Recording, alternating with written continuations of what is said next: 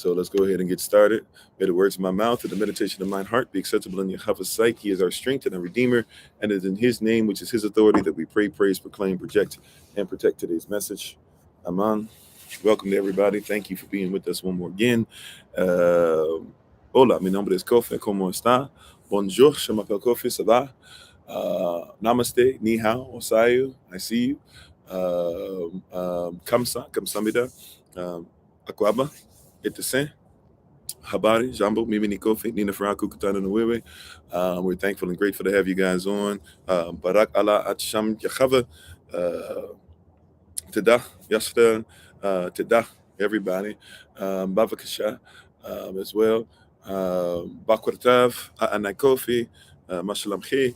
Hello, I am Pastor Kofi, Pastor Servant of Christ, where we are always changing lives one mind at a time by being the voice of the voiceless and speaking the unspoken. And we're thankful and grateful to be in your presence one more again. And to everybody who's on, we thank you so much. We give all praise and honor once again to the Most High. We give all praise and honor to him for my wife, the Honorable Maya, who lives a life that's able to be honored. You can check her out on TikTok, YouTube, her website, and Pinterest at Bloom and Flourish. Not A&D, the letter N, Bloom and Flourish. She's a healer, herbalist, chemist, and biologist by degree. And we thank you guys so much. To the moderators, ministerial staff, SOC, the moderators that are already on it, to the people that are coming on and disagree with us, those who would even use ad hominem because they're not willing to actually just listen or love somebody for who they are, or even get to know somebody. We appreciate you across the board. We ask that you treat each other as human beings, which sometimes is lost upon some of us, but we're thankful and grateful for those who would do so and be with us. And all questions and questioning even of our hopes of what we hope in, that is more than okay. We just ask that you treat each other with respect. As before we get into this, once again, classes do start today because of the amount of traffic as far as calls and things are concerned that I've been having with people. Please feel free. Please, ma'am, please, sir, please feel free to text us or to be able to get in contact with us, or even email us if you're willing to look for the information. Like if you're on YouTube, it's in the description. If you're on TikTok, you can just look on our main page, click on that on our link tree. And the link tree should give you information to go to the website. Once you get to the website, click on classes starting January 16th, 2022. There are two sets of classes, one that's older, but one that's newer. So look in the dashboard, if you will, and click on that. And when you see classes that start January 16th, 2022, feel free to go ahead and get in touch with us to let us know which ones you are interested in. And we'll make sure that we get you the link, especially for tonight, when we start Sovereignty 1 at 8:30 and Sovereignty 2 at 9:15 p.m. Eastern time, which is New York time.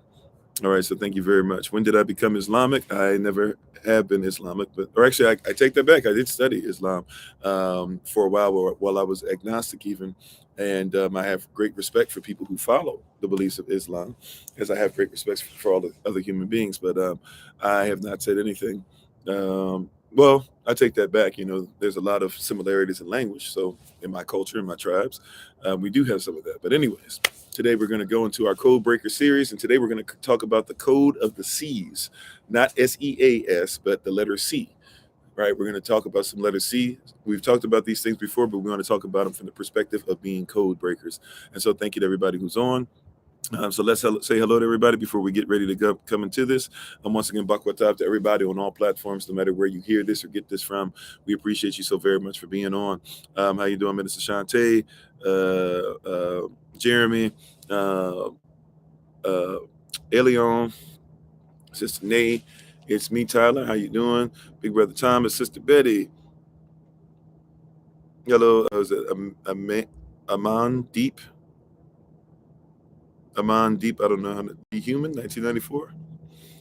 Dark Matter, All I Am, Sister Deborah, BFE, Her 302, Robin Grayson, Brother Alton, Last Poet, thanks for being part of the community. Yasan Ma, it just skipped up on me. I don't know where we were. Sorry if I don't catch your name, charged to my head, not to my heart. Truth is life. I believe in the DMV or NYC, can't remember. Thanks for being on. Sister Beverly, Indigenous Henry, how you doing? Hey, cousin, how you doing? Not sure which tribe you're part of, but thanks for being on. How you doing, babe? My wife is on once again. My wife, the Honorable Maya. You can check her out on TikTok, YouTube, her website, and Pinterest at Bloom and Flourish. Not A-N-D, the letter N, Bloom and Flourish. She is a healer, herbalist, chemist, and biologist by degree. She has many different tinctures or natural medicines that you can go ahead and get. The tincture of the month, amongst many of them, but the featured one for this month is anxiety, is dealing with anxiety, anxiety release. So if you're interested in that tincture or many others that she has, please feel free to contact her. We thank you so much, babe, for being on. I love you. I honor you. I respect you for the honorable Amma, the honorable Achat, the honorable Shach, the honorable divine spirit that you are. And I appreciate you so very much. Tree by Living Water, thanks for being on. Everybody who's on, H2O, Keith, Brother Keith, I feel like I'm missing somebody, but just y'all know we thank you. Joseph, thank you for being part of the community. I don't know if I even said that correctly. UENE00, user 824. Sister Mary, and everybody who's on, we appreciate your presence so very much, and we honor you. We thank you so much for what it is that the Most High is doing in your life, and thank you for spending some time with us today. So today in our Code Breaker series, we're going to talk about the Code of the Seas. Now we'll talk about maritime law tomorrow, right? Before I take my day off on Wednesday, and we have Minister Tamara come and teach. We'll talk about, but today we're going to talk about the Code of the Seas, as in the letter C.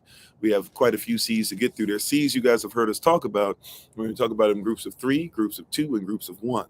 But there's C's, if you've been with us any amount of time, you probably heard us mention these, but we're going to mention them in a specific fashion in trying to become code breakers. Because in order to become curse breakers, we must first be able to become code breakers. In order to break the curse of divorce, you must know the code of marriage. In order to break the code of curses, you must know the code of blessings. In order to break the code that comes to judgment and chastisement all the time, you have to break the code of obedience. And so today is the code of the seas, not SEAS. We'll talk about that tomorrow with maritime law or admiralty law even. But today we're going to talk about the code of the seas. So there's 3 groups of seas. Or there's a sea that's going to be, there's one group that'll be 3 seas, one group that'll be 2 seas, and then one group that is a sea unto itself. You said you think you've seen me in Florida? Could be a possibility. I'm not sure.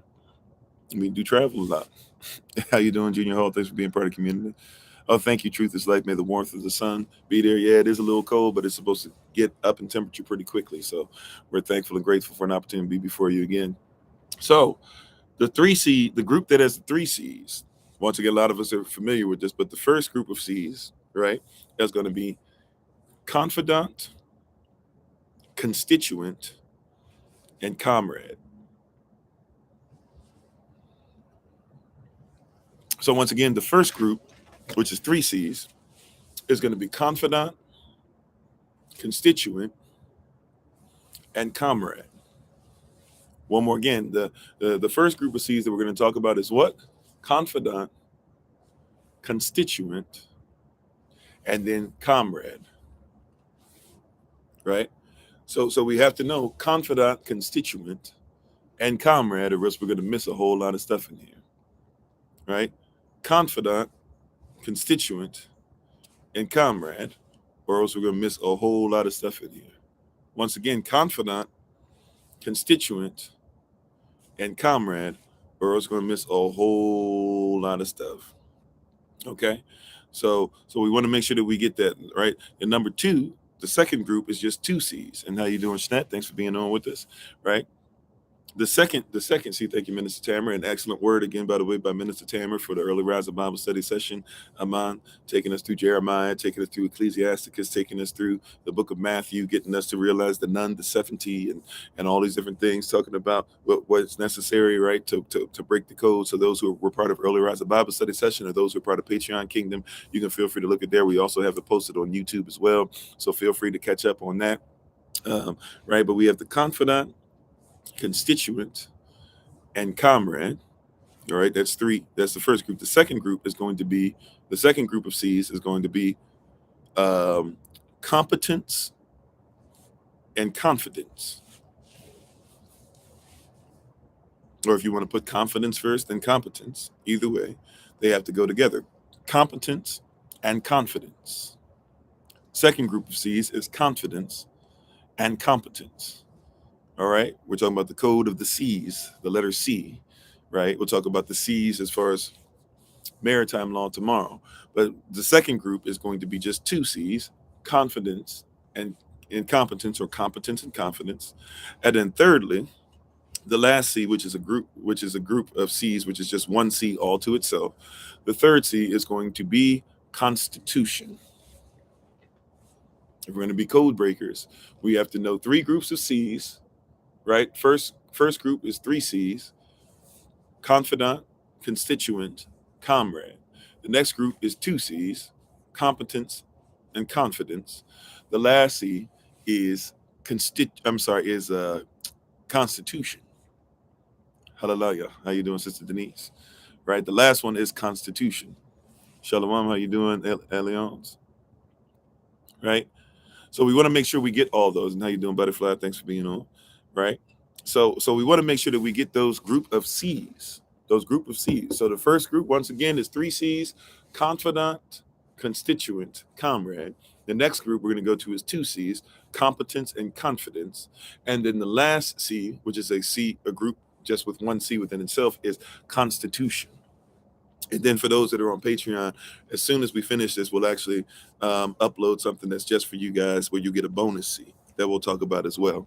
That's necessary for those who are going to go deeper into this. All right. So let's deal with this first group first. And how you doing, Aphrodisiac? Let's deal with this first group first. This first group of words first. This first group of words: confidant,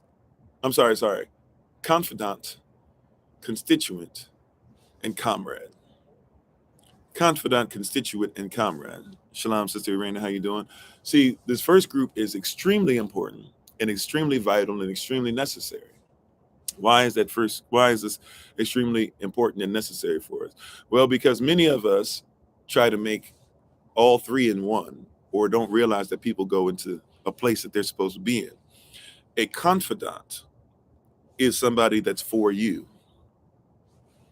All right. And some of you have already heard this before, but we're going to go a little deeper today so we can break the code. How you doing, Sister Beverly?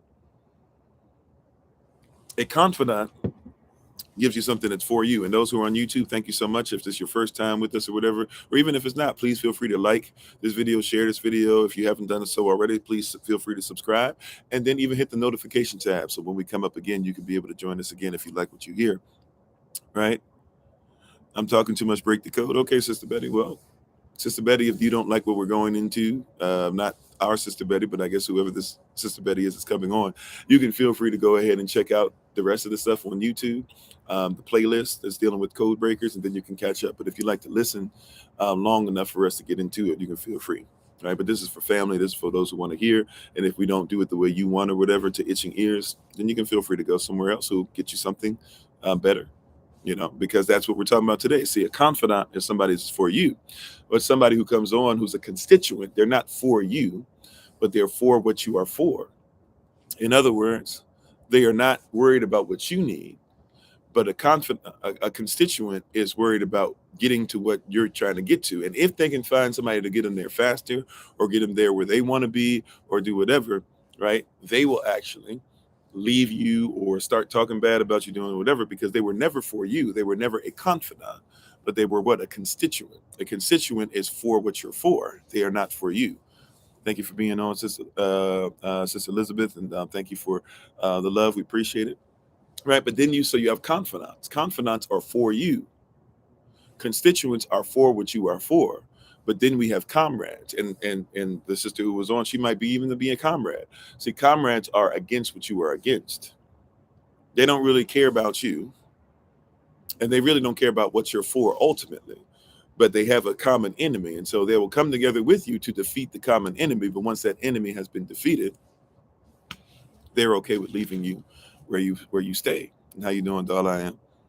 So it is important that we recognize that people fall into those three categories. This first group is extremely important in code breaking. See, because a lot of people try to make everybody a confidant. See, some people got 10,000 friends on Facebook, and you think you really have 10,000 friends. Some of you have 20,000 people that you follow and that follow you back on TikTok, and you think you really have 20,000 people that are interested in everything. But stay on TikTok long enough, and if you're blessed to be able to get to a place where you start reaching tens of thousands, millions of people doing stuff like that, what you'll discover is you can put a video out, have 100,000 people following you, and yet when it comes time to it, maybe only 100 people will view your video. All right. Or maybe you get 100,000 people who view a video, but only 2,000 will like it. Right. Because not everybody is your confidant. People might be your constituent, but not everybody's your confidant. Not everybody's for you. And if we're not careful, we'll make everybody our confidant. And this is why we miss a lot of this. And how you doing, Brother Jermaine? What's happened with a lot of us, and thanks for being part of the community. Is it Gus? I don't know, Gussi, GUSSII02. Thanks for being part of the community. See, a lot of us have tried to make everybody your best friend. Everybody is your BFF. Yeah, lurkers, Everybody has become your BFF. Everybody's for you. Everybody, see, I say this all the time, even with those who believe in the canon that we follow. The Bible's written for everybody. No, it is not. It is built for those who follow it. So yes, everybody has the ability to follow it, but not everybody will live by it. Therefore, it cannot be for everybody. Definitively, it cannot be. You said you barely like 10 people. I mean, you see what I'm saying? And that's the truth, right? That's why we have to love people, even people we don't like. We're not commanded to like, but we're commanded to love, right? So that's the truth, How you doing, Miss Melissa? Thanks for being part of the community. See, a lot of us, we try to make everybody our confidant. And Salam, how you doing, Sister Monica? How you doing, Bingo? See, we try to make everybody our confidant. But you will only, if you get a few confidants your entire life, you are blessed. Right? If you get a few confidants the entirety of your life, a few people that are for what you are for, see, they'll change what's going on. See, even in a sense, we are confidants if we are like-minded, working towards the same goals. Then you become confidants. But a lot of us don't comprehend. See, some people you got to put in certain levels. So see, a confidant is for you. That means that even if you have to be told something you don't like, that's still confidant energy.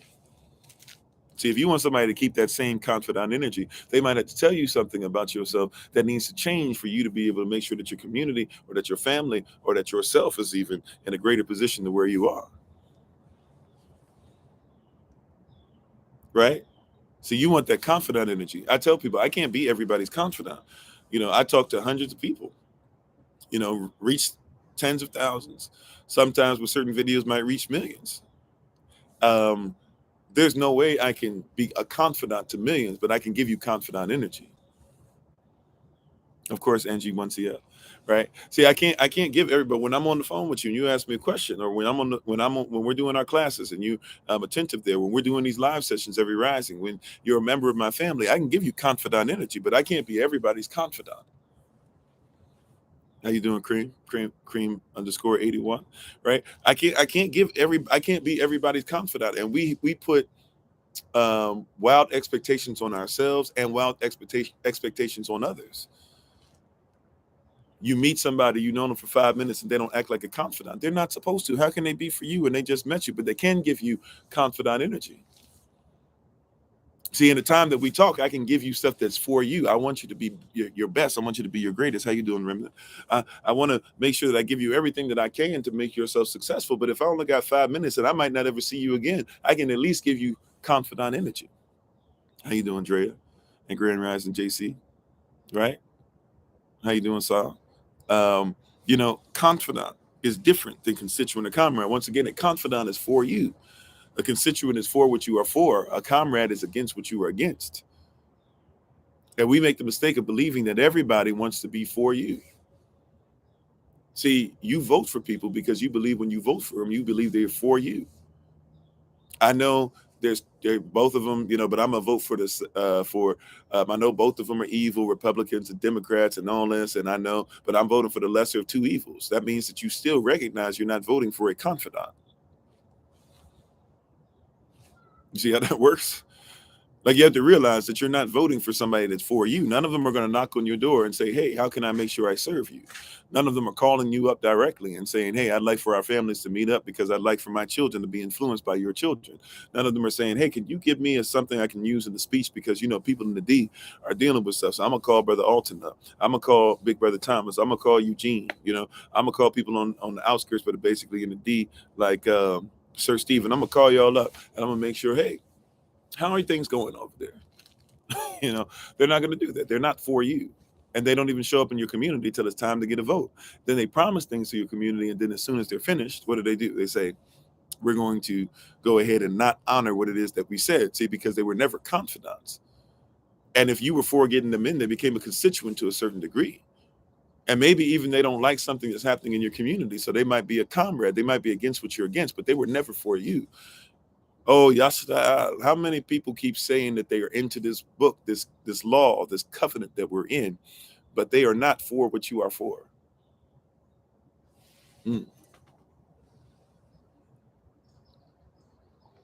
Come on, somebody. Right? See, once again, we're going to distinguish it right now, right? That's a great question. How many people do we get into to where they say they live what we live, but they're really just trying to hope they can get what you can get? See, Israel must be sealed. If anything, you would think they would even be a constituent because they should be for what you are for, which means that if we are sealed, then everybody can get in. But instead, what? They're not even for you at all. Israel doesn't matter. That's Balaam doctrine. Revelation chapter 3, verse 15 tells you, stay away from that. Stay away from any doctrine that is specifically created to make sure that you are disobedient to law. Now, why is it that these people who believe there's a such thing as Old and New Testament, because it's just one testament, but why is it that so many of these people who swear up and down they're going to receive the blessings of Revelation will tell you not to listen to what Revelation says? Because Revelation itself, even if they believe there's a New Testament, it says, do not get into Balaam doctrine. That's Revelation chapter 2. I think I said 3, sorry. Revelation chapter 2 and verse 15. Revelation 2:15 tells you very clearly and precisely, stay away from doctrine that says be disobedient to law. They are not for what you are for. So they cannot be your confidant. So there are certain things you cannot tell them in confidence. I don't expect everybody to receive what they are not for, which means that I do not expect everybody to receive me. Because what I live for, if you are not for the same thing, I can still show love to you, but my love has limits, not based off of what I would like to give, but based off of what you're willing to receive or receive. That's a word right there. Exactly, right? But a lot of people don't give us truth to our face. They stab us in the back. It's very interesting that people will go past the book of Matthew. They say that it's all about starting with Matthew. Matthew is where it starts. Don't worry about the old books, right? You said, what about those that change the law for their own gain? Well, once again, so those are not people that are for what we're for. When people say dismiss the law, they've already changed it, right? But also, let's be honest, if people are changing the law for their benefit, then they're doing the same thing. The book of Revelation, same book, says what? Right? The book of Chazon or Revelation, which means to revel in. So some people rejoice in what's coming up, and some people will not rejoice. We think it's revelation. No, it's revelation. And how you doing, Sister Deja? But Revelation also says if we add anything to this book, then the plagues will be added to us. But if we take anything away from this book, what does it say? It also says that our name will be taken out of the book of life. Yeah, Matthew, of course. That's where I was actually going to go. Matthew chapter 5, verses 10 through 12. Yahshua, after the Beatitudes, the last part of the Beatitudes, it says, hey, when people say all manner of evil against you and they revile you and they try to say all this stuff because you're doing things for my name's sake, for my reputation, he tells us to rejoice and be exceeding glad because they did the same thing to the prophets that came before us. But then on the same Sermon on the Mount, Matthew chapter 5, verses 17 through 20, he says what? Do not think that I came to destroy the law. I came, do not think that I came to destroy the law or the prophets. I came that it might be fulfilled. Therefore, do not change one jot or tittle. That means the most minuscule of measurements, or even the yod, the hand that is even written in. But don't stop there, because then he says right after that, hey, those who break the least of these commandments and teach others to do so are the least in the kingdom. But those of us who follow the word and make sure we teach others to do so are considered to be the greatest. And then he says right after that, you should know the law greater than than the scribes and the Pharisees. And because we don't know the code and we don't know the culture, there are a lot of scribes and Pharisees out here telling you a lot of different things, but we don't recognize those things. Right? Then on top of all that, then go to Matthew chapter 7, verse 12, which says, do unto others as you want done unto you, colon, out of that, what happens? For this is the law and the prophets. A lot of people try to say, treat it like a semicolon. See, if it was do unto others as you want done unto you, semicolon, for this is the law and the prophets, it means it's the same thing. Even in English, but that's not what's even written in English, is it? It's written, do unto others as you want done unto you, colon. Out of that, how do we do that? For this is the law and the prophets. And yet, how you doing, Billy Ray? And yet people will still tell us that we're supposed to be disobedient. See, they're not for what you are for. They are not confidants. And that's okay. Realize who they are and treat them where they are. I didn't say treat them where they are as far as treat them poorly, because we don't treat people according to the world's standards, but allow them to stay where they are. Yeah, we don't know the language. We don't even know how to use the original language. Even in English, it was written.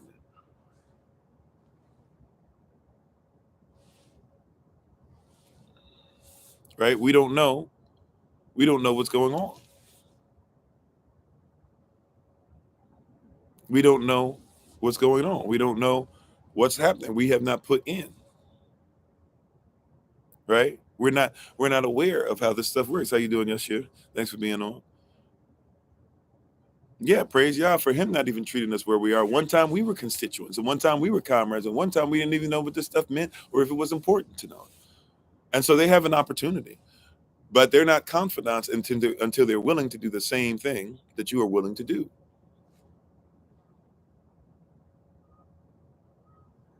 Right?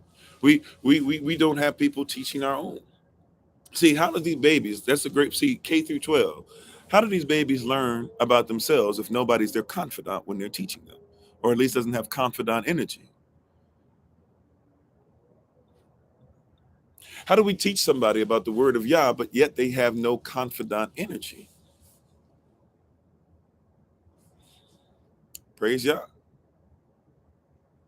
How do we teach somebody who they are when we don't think that we should make sure that we're invested in them? Why would somebody teach you about grace? See, you think grace is unmerited favor. That's not what grace is. Grace is not unmerited favor. But somebody told you that because they didn't want to tell you what grace was. Grace is charis or charisma. Charis literally is translated into who you are. If somebody is charismatic, you were saying who you are shows up. You are so great at getting people to see who you are. That is what charisma is. So grace is not unmerited favor. Yes, the Most High has favor, but favor comes even merited. Yes, there are things that you can't pay for, if that's what you're saying, but at the same time, there are merits. See, people are into unconditional love, but there's no such thing. I don't have any conditions on the love that I give. I don't have any conditions on who I say that I am. How you doing, Balloon Water? I don't have any conditions on it. No. I have conditions. The Most High has conditions. We should have boundaries. That's one of the reasons why we're attacked the way we're attacked, is because we lack boundaries. We don't think about, hey, maybe we should make sure that there's certain things that you can and cannot do. How you doing, Shabbos? Right? We don't even consider that. How you doing, Sister Shima? And Bakwatatab, once again, to everybody who's coming on. Thank you for being on. And if you're interested in taking the classes, I'm going to say this a few times throughout when we go through. If you're interested in taking the classes, they start this week. They start today if you're doing Sovereignty 1 or Sovereignty 2. If you're interested in it and you want to sign up for Sovereignty 1, Sovereignty 2, Hebrew characters, basic Hebrew, reading and writing Hebrew, Herbalism 1, and speaking Hebrew, you can sign up with us. Text us at 202-599-7312. Again, that is 202-599-7312. Again, I say 202-599-7312. Last time, that's 202 599-7312. And of course, check out my wife, the Honorable Maya, on TikTok, YouTube, or website, and Pinterest at Bloom and Flourish, not A&D, the letter N, Bloom and Flourish. She's a healer, herbalist, chemist, and biologist by degree for those that need that extra oomph on there. All right. So getting back into the mindset, getting back into the thought process. Once again, see, we're talking about confidants right now. Confidant. It's our pleasure, right? A confidant is somebody who is for you. A confidant is somebody who is for you, right? Somebody who is for you, right? Not for what you're for, not against what you are against, but they are for you, fortified in you, forgiving of you, right? Never forsaking you. Somebody who's a confidant, they are for you. They should be there, right? And so we're dealing with people who are not even for us. Think about the system. It's okay for you to be a slave. Somebody says, well, I'm Yashta, I'm Israel. Now all of a sudden we're against you. See, that's a constituent, or I'm sorry, that's even a comrade. We'll get into that, but that's not even, see, you got to recognize you have people in your life, or you have people who you look up to who you think are for you. All somebody has to do is come out and make a speech and say, make sure you give it to God when they're accepting an Oscar, and you start saying, oh, they're for you, but you don't even recognize the Oscar is literally a Babylonian or Talmudic even, but Babylonian deity, a spirit. And you're giving honor to that person who's holding the spirit in their hand, who literally takes on spirits to act. Listen to the actors when they tell you. They say they have to take on spirits in order to become who it is that they played. Yet we're sitting there because they hold an Oscar and they say something that agrees with what you say, and you think that they are a confidant, but they are not for you. They know how to get you riled up. How you doing, House of Locks? How you doing, Miss Pierce? They know how to get you riled up, but they're not for you. How you doing, Big Roy? See, you got to start asking yourself, have I put people in positions they don't belong in? Before I start saying it's the white man's fault for blah, blah, blah, sure, there have been by colonial social construct white people who have done da, da, da, da, right? But is it their fault that I keep allowing them to do it? Until all of a sudden other nations are saying we should all be equal. That's a smack in the face. Yeah, because they're not for you. When you start talking about, I don't want to be equal, see, now it's a way of bringing you down. And I'm not trying to say we are better than everybody just because of who we are. What I'm saying is we are okay with our own culture, our own habits, right? Prescribing things for ourselves, right? The word prescribe, by the way, a lot of people don't know. Look it up. A prescription, or when somebody prescribes something, it literally means to separate.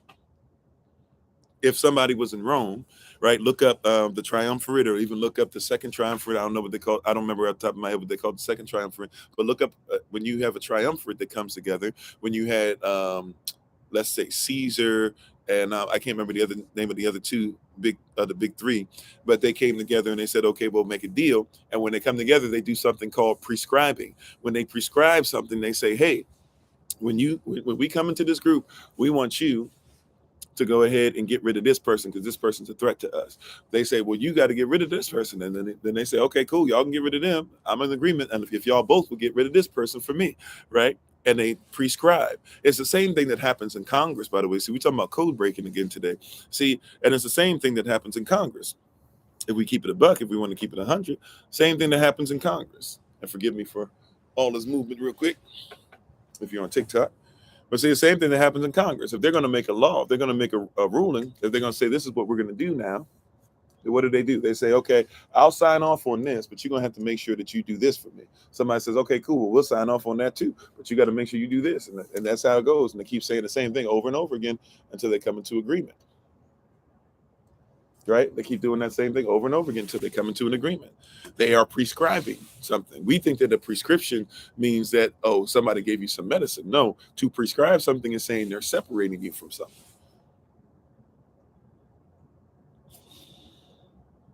Right? And so, yeah, we must repent. You got to turn from your wicked ways and prescribe some things. You have to have some separation. to make it for you. See, here's the real deal. A lot of us are not confidants within ourselves. We keep looking for help outside of the kingdom. Where if you're in this, the kingdom of heaven belongs to you. It's inside of you. You will no longer have to look to the left, to the right, or north, or south, or east, or west. You look to a direction, whether it be in what we would say now, Judea, or whether it be where the Samaritans are. No, you'll be able to worship Elohim, who is a spirit, and they that worship him must worship him in spirit and in truth. Confidant. He is the ultimate confidant. You have to become a confidant so then you can know what a confidant is from somebody else. Love your neighbor as you love yourself, but first comes the Most High. Achaba, Yahweh, right? With all thine heart, soul, mind, and strength. Confidant. Second like it is this, to love your neighbor, somebody who's going to say they want to even see if they're confidant, constitute, or comrade. Love your neighbor as what? As you love yourself. You got to be a confidant with yourself. And a lot of people, when I do one-on-one coaching with, you got to even be on one accord, even with yourself, right? Or with all three. But when I do a lot of one-on-one coaching, and life coaching and marital coaching, things like that, you discover really quick that a lot of people are not even able to say things like, I'll say, hey, say that you're handsome. I can't really say that. Say that you're beautiful. I can't really say. So you're not even a confidant of yourself. You're not even your best supporter. The Most High really is your best supporter. But as far as human beings, if anybody should be your greatest supporter, it should at least be you. Right? Sometimes you have to encourage yourself. Sometimes you have to speak victory, during the test. Right? I don't know if I said that right. No matter how you feel, speak the word and you'll be healed. Speak over yourself, encourage yourself in the Lord. Right? You got to encourage yourself. You said religious belief depends heavily on location and birth. Sure. So does belief in the country. So does belief in self. So yeah, a lot of stuff. And that's why we're supposed to pass this down culturally. The problem is when you're cut off from yourself. See, religion, like when you look it up, is a legion of people that repetitively do the same thing. So if you're part of a legion that drink water to start the day, right, it's probably influenced by people that you're around. Right? By the way, there's many different sciences as well. I believe that you should make sure that science and religiosity goes together because you can't have one without the other. Whether you believe science came first and people made up religion, or whether you believe religion came first and science came out of that, either way, they came out the same thing. So it's your culture. There's many different sciences. We make this weird thing like science, and then we think empirical data. Well, empirical data really is just data from an empire. What empire are you under will tell you what is empirical data. Right? Yeah, it's same old culture and covenant and things of that nature.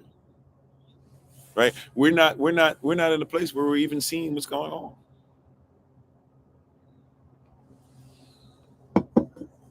We're not even able to see it. The actions, the love. Right? Are you for what you see?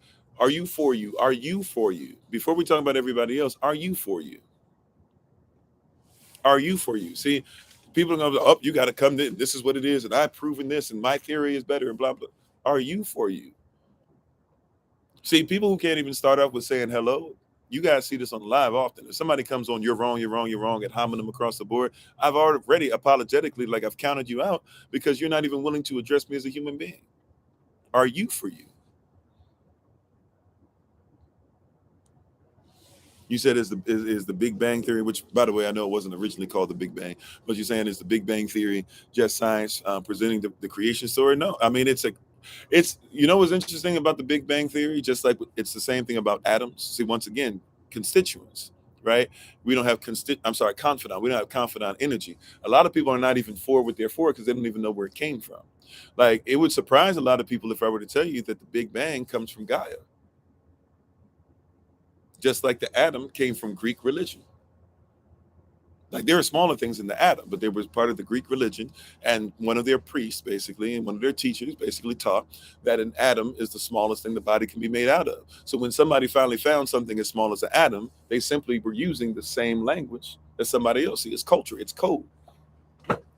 But people who are not confidants with Greco-Roman theory and theology, right, are people who are not able to realize, oh, wait a minute, like they're talking about their own theos or their own deists, their own deities, and they're thinking about their own religiosity, and they're putting it now into scientific terms, but the scientific term came out of the religiosity. So the scientists shouldn't even probably call it an atom, right? Just like somebody shouldn't call the universe a universe if you believe that the universe, that there is no higher power, there is no spirituality, it just randomly happened from random occurrences that came, and therefore, that's how we came here, because the universe literally means uni, which is singular, a, and then verse, which is which is spoken sentence. Put it together, universe is a single spoken sentence. So if you talk about universal law starts with Barashat, Bara, Elacham, Atshamiam, Adat, or in beginning, in beginning, created Elacham, the heaven and the earth. That's the universal sentence. That's universal law. Universal law gives way to kingdom law. Kingdom law gives way to marital law, universal law, natural law, substantive law, procedural law, remedial law, and then you have out of substantive law as well, public and private law, right? Which means that you're also dealing with what? Now, when we start putting those things together, now we have to start talking about common law, maritime law, or law of admiralty, and even law of equity. See, the code, we're just talking about code breaker series. And today we're talking about the code of the C's, not SEAS today. We'll talk about that tomorrow. But today we're talking about the letter C, 3 groups. One group has 3 C's in it, right? Which is going to be confidant, constituent, and comrade. The second group of C's is going to be what? 2 C's, which is going to be competence and confidence. And then the last group only has 1 C, which is constitution. All awards of Hollywood are of the devil, GOAT, Grammy, Oscars. Well, yeah, and it's even interesting. Like, people don't recognize. People say, "Oh, you're doing these things," and thank you very much, baby. We even in sovereignty class and stuff that we give, we teach those things in there as well, right? But people don't recognize. People don't recognize, like, even if we're talking about the Grammys, so you think it's these people that do things that are for you, it's for your benefit, it's even for them, we want to honor them, but you don't even realize, like, if you go to the Grammys, to the Oscars, that the red carpet and everything that's there, that they have that off of a movie that's an old movie set, which is when they were making a movie about Babylon. What at the time was the most it was the most expensive movie to ever be made, right? And it was a movie about Babylon that they literally did their best, did their research to try and make it look exactly like Babylon. I'm not making anything up. Like, people just don't know, because you think it's for you, so you don't, right? So you don't even look to see, is it for me? But they made up the whole scene, all right? And they used to do the award ceremony somewhere else. They moved it to this new place. Both of them being Masonic temples. They used to do it at an actual Masonic temple. Now they don't call it a Masonic temple, new one that they're at, but they have the same checkerboard floor, and they make sure they have the same circular light up top, and they make sure that they have the same Venusian, Venus type goddess in the background, and they make sure that they're dressed in red. You got to walk a red carpet. These are all Babylonian religious things. And how you doing, Brother Ali, if I didn't say so already? These are all Babylonian religion playing in front of you. But because we don't know it's not for us, we just listen to it. We just go through it. But this is real. It's like, how many coincidences do you have to see before you start saying, maybe that's not coincidence? It's like, how many children do you keep seeing disappear, and then you find them with newspapers in place of their organs before you say, can't be coincidence? Thank you for being part of the community, Ken the Great. Thanks for being on. Right? How many coincidences do you see before you say this can't be coincidence anymore? Yeah, even Oscar. Oscar is what you would call, by the Germanic term, a god, even though Oscar is Babylonian. And they told you, oh, no, Oscar was the name of this one person, and then they had a cousin or a nephew or whatever it was, and his name or uncle or something, and so they started naming them the Oscars. But that's not how they name awards. All these awards are named after people who are famous, right? In basketball, they started renaming these awards, right? MVP of the playoffs, MVP of the league, MVP of the, defensive player of the year. They're all attached to certain people. If you get the Eastern Conference, it's going to be the Bill Russell Award, right? If you win the Western Conference, it's the is it the Jerry West Award or something like that? Maybe Magic Johnson. I don't know. I don't remember. But they do all these different things, and we don't even look at it. And if you look at Oscar, yeah, you look at the Babylonian thing. Babylonian, they got it from Kemet. It's a continuation of what Cush did. We're seeing the same thing. And yet, we still think these things are for us. See, a confidant is for you. How you doing, Discipline? Right? A confidant is for you, not for what you are for, right? Not only for what you are for, rather, but they're for you. Not only what you are for, not only against what you are against. But a confidant is for you. And if we keep looking around and seeing things that are not for us, then we need to make sure that we realize that we are not supposed to be in things that are for us. Well, we are in the land of our captivity, and we keep bowing down to things that are not for you. Right? It's not your cheese, so to speak. I know that's corny dad joke. But it's not for you. How you doing, Principal? Right? It's not for you. It was never for you. We, the people of the United States, but you weren't considered to be people then. And I'm sorry about the dad jokes. I've made that a family tradition now. My son, my wife, and I go back and forth with dad jokes. So I'm sorry, it's in me. I'm just saying, though, right? These things are not for you.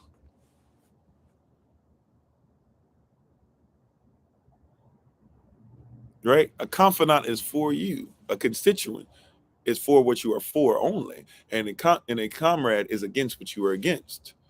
Now, how do I find out if somebody is a constituent? My constituency is not people that are for me. Even politicians have to learn that real quick, or they can't get voted in over and over and over again. Constituents don't know these people. You don't know the people you vote for. You don't care about their family members as much as you want to talk about their family members when they do something bad. Let's be honest. Y'all don't even know Joe Biden's son's name. Some of us. I don't know his name for real. But I've been over near where he lives. I've seen his wife and blah, blah, and this and that. Not really up close, but but I don't know them. I don't really care about them. I'm not for them. I'm not their confidant. See, and when you realize that, you can separate yourself easy. Well, Joe Biden's doing stuff in China too. You're absolutely right. But I'm not for him. I'm not a Democrat. Well, Mitch McConnell is doing the same thing on the other side. You're absolutely not. I'm not for him. I'm not a Republican. I'm not even for what he's for. So I'm not his constituent by definition.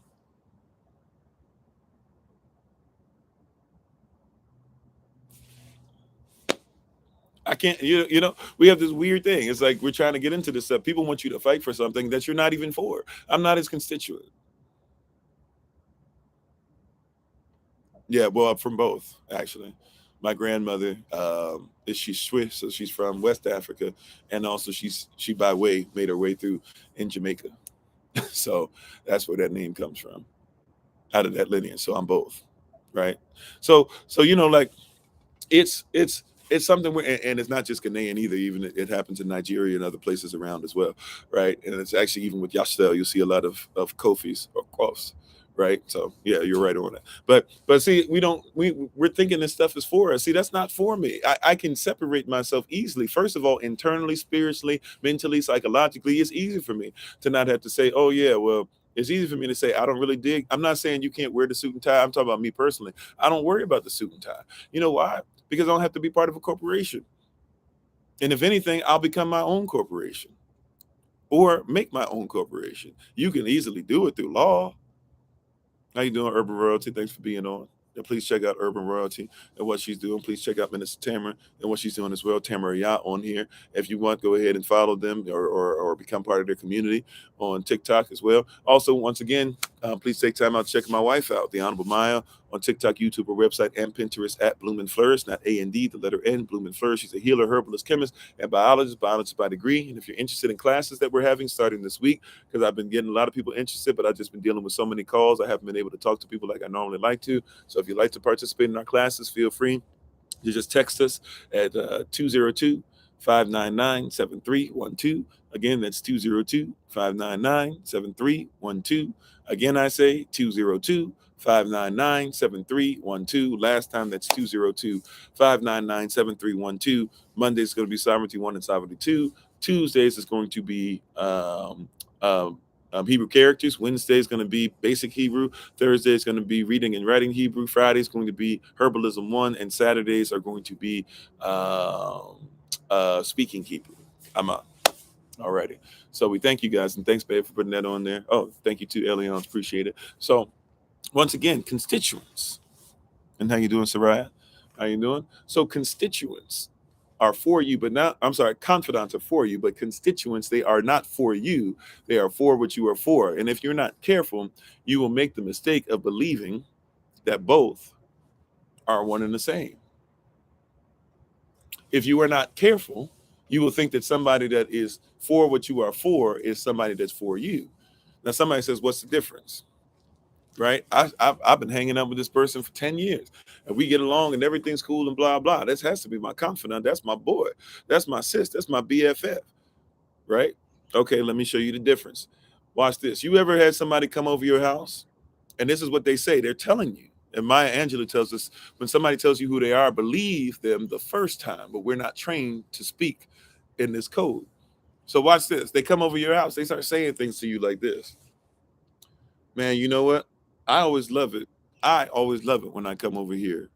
You make me feel so great. You always make me laugh. You always play great music. You always do this. You always make me feel whenever I need something, you got me, and you don't even ask for anything in return. You are so wise. You are so caring. You are so this. You are so that. Yes, Sirach even says, somebody should prove himself a friend, right? You are this, you are my brother, you are my sister, you are blah, blah, you make me, you do this for my children. And then you start listening after a while, you start saying, do I ever get anything in return? Now, somebody would say, oh, there you go. But see, it's unconditional love. That's what I give. That's my friend. No. There's no such thing as unconditional love. They are for what you are for. You make them feel you do. But watch this. The second you start saying something contrary to what makes them feel great, to what tickles their ear, now all of a sudden, girl, you done changed. Bro, what you talking about, man? Like, we ain't even on that. Man, look, man, I'm trying to go to this. We trying to go to the strip club, bro. Like, you coming or not? No, man, I don't do. Man, what's wrong with you? You done changed. But I thought you were my confidant. No, they were not your confidant. They loved the fact that you were for what you are for. But once again, if somebody can get to something faster without you, like, they'll use you to get to a certain point, and then once they find something else, they're gone. You said, what about when no one comes to your house? I mean, I had to know the specifics of the question. I'm not sure exactly where you're talking about, but there are a lot of people who, if they are coming to your house, I'm not exactly sure where you want to go with that. I don't want to answer it out of turn, but with the wrong spirit behind it, rather. But you have a lot of people who are willing to mooch, to leech, to do all these different things, right? Many of the mooch, well, you went back old school on that, right? I used to love playing that song, but there's a lot of stuff there, that we don't recognize. That there are a lot of people. They sound like confidants, but really they are, when you listen to them closely, they are constituents, right? Matter of fact, let's keep it 100. Let's keep it a buck, right? Let's keep it a buck. You should be okay with people being constituents, but you should never allow them the position of confidant. If somebody tells you who they are, right, then believe them the first time. If I know that you're coming, if I see by your actions that you are trying your best to see what you can get out of this, to launch yourself to a certain point and then say, I don't need you like that anymore, then I have no problem with it. Because I won't allow you to cross certain boundaries, right? Because I won't let you get past a certain point, then that's no problem. You ain't going to hurt me. It's not going to hurt me when you leave. Matter of fact, help us with the work. Let me go ahead and help you to go ahead and get lifted up, because if it's really for you, you need to be lifted up anyways. Let me go ahead and teach you how to do this. Let me go ahead and set you up. Let me go ahead and make sure you get whatever numbers you want. Let me make sure you go ahead, because it's not really going to bother me. Now, I'm not going to go out of my way because I deal with the confidant of the Most High, my confidant situation there first. Yeah, friends at work aren't confidants, but we make that mistake. We call everybody confidant. People even crazy enough. You got a husband at home, but you got a work husband. You got a wife at home, a whole wife at home, but you got a work wife. When we go on vacation, I got to go on vacation with my work husband, my work wife, and then you're trying to figure out why your spouse is always giving you the side eye because you're out of pocket. Got a whole husband talking about I got a work husband. Got a whole wife talking about I got a work wife. What is wrong with us? You know? No, that's just my friend. I know. Look. Fine. We talked about this the other day. There are people who can go ahead and do the whole, hey, we do the friendship thing and stuff like that. But I don't have, I don't have nobody I really hang out with besides my family, besides when I meet y'all, for real, for real. And I definitely don't have nobody I'm hanging out with just as much or more so sometimes than my wife. But you've given confidant energy to a constituent. They might be for what you're for. Some of y'all leave your spouses off of that 80-20 stuff. Now you should be getting better and better to where it's 90-10, where it becomes 95-5, where it becomes 99-1. So if they're going to leave you because of 1%, then it's going to look really foolish. But see, y'all leaving people off that 80-20 because they are for what you are for in the 20, but they're not for you in the 80. Pillow talking and walk, for real, for real. Hear this now. Some of y'all are leaving your spouses for that you're supposed to be with to death do you part. You hear what I'm saying? You're leaving them or thinking about leaving them. For those of you who are, catch this before you make one of the worst mistakes you could ever make in your life. People will leave their spouse because somebody promises them the 20 or they want the 20 so bad, not realizing that, hey, you might find a constituent to give you the 20, but they can't give you the 80. So you might find a constituent that promises you the 20 and lives up to it, but maybe only gives you 30 in the long run. Meanwhile, you had somebody that gave 80, and if you would hang in there, that confidant who's for you, and they start learning your love language. They start learning the difference between how men and women speak. They start learning their culture more. They start, getting over certain things. Maybe they have some things to get over within themselves before they can become more united, but they'll eventually become 85. 15, 90, 10, 95, 5, 99, 1. But you give up too soon because you have what? You have listened to the thoughts of the constituent rather than looked at the actions of the confidant. A lot of us get caught up. I just feel better when I'm this and that, but I won't leave who I'm with now. Yeah, that's because you got confidant energy rather than constituent. I'm sorry, you got constituent energy rather than confidant energy. What you say? You said people are too ready to throw your relationships and people away. Yeah, we throw our own people away. I'm tired of this. I'm done. I'm dismissive. Then you get into somebody else's world and realize that they treat you like a slave, and you get mad. The whole Shannon Sharp thing. Those of you who know about that, you say, "Is it okay for you, a married man, to counsel sisters that are not married?" It's okay. It would definitely be okay if that's what your calling is. I would suggest that you make sure that your wife is aware of every single counseling session, and I would make sure that your wife has access to every single counseling session. If she wants to be there, let her sit there because she always needs to have confidant energy. And if she can't sit there with you, then I would suggest you don't go by yourself.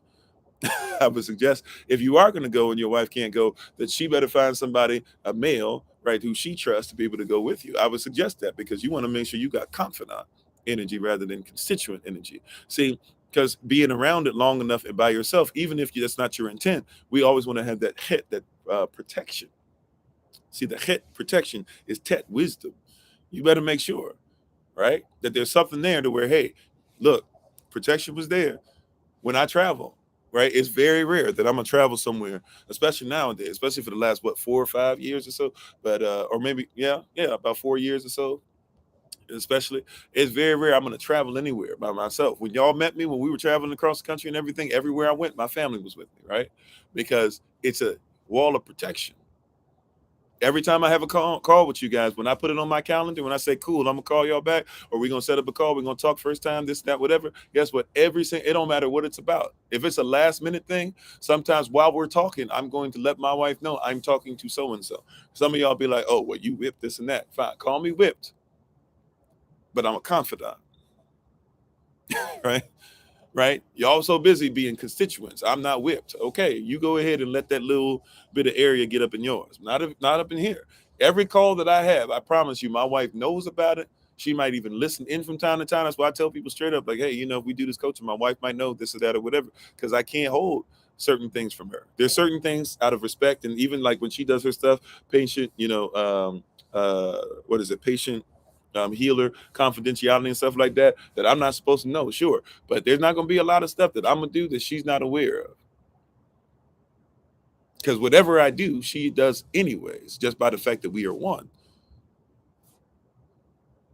That's righteousness. Yeah, that's right, lawful standing.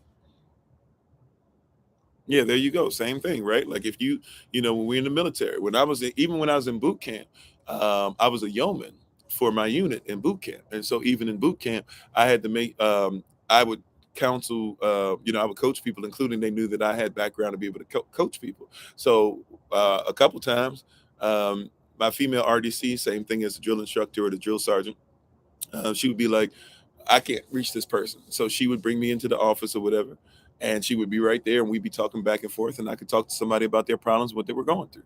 Even when I was, I was 17, turned 18 during boot camp. I'm on. It's our pleasure, Sister Mary. Right. So we always have to be in a position where we make sure, like that's mandatory. Right. It's mandatory. It should be mandatory. But anyways, yes, I did mention Shannon Sharp. Right. So even with the Shannon Sharp thing, you know what happened with Shannon Sharp? Shannon Sharp thought that because Skip Bayless would show constituent energy, which means he was for what he was for, or even comrade energy, he was against what he was against, that he could treat him like a confidant.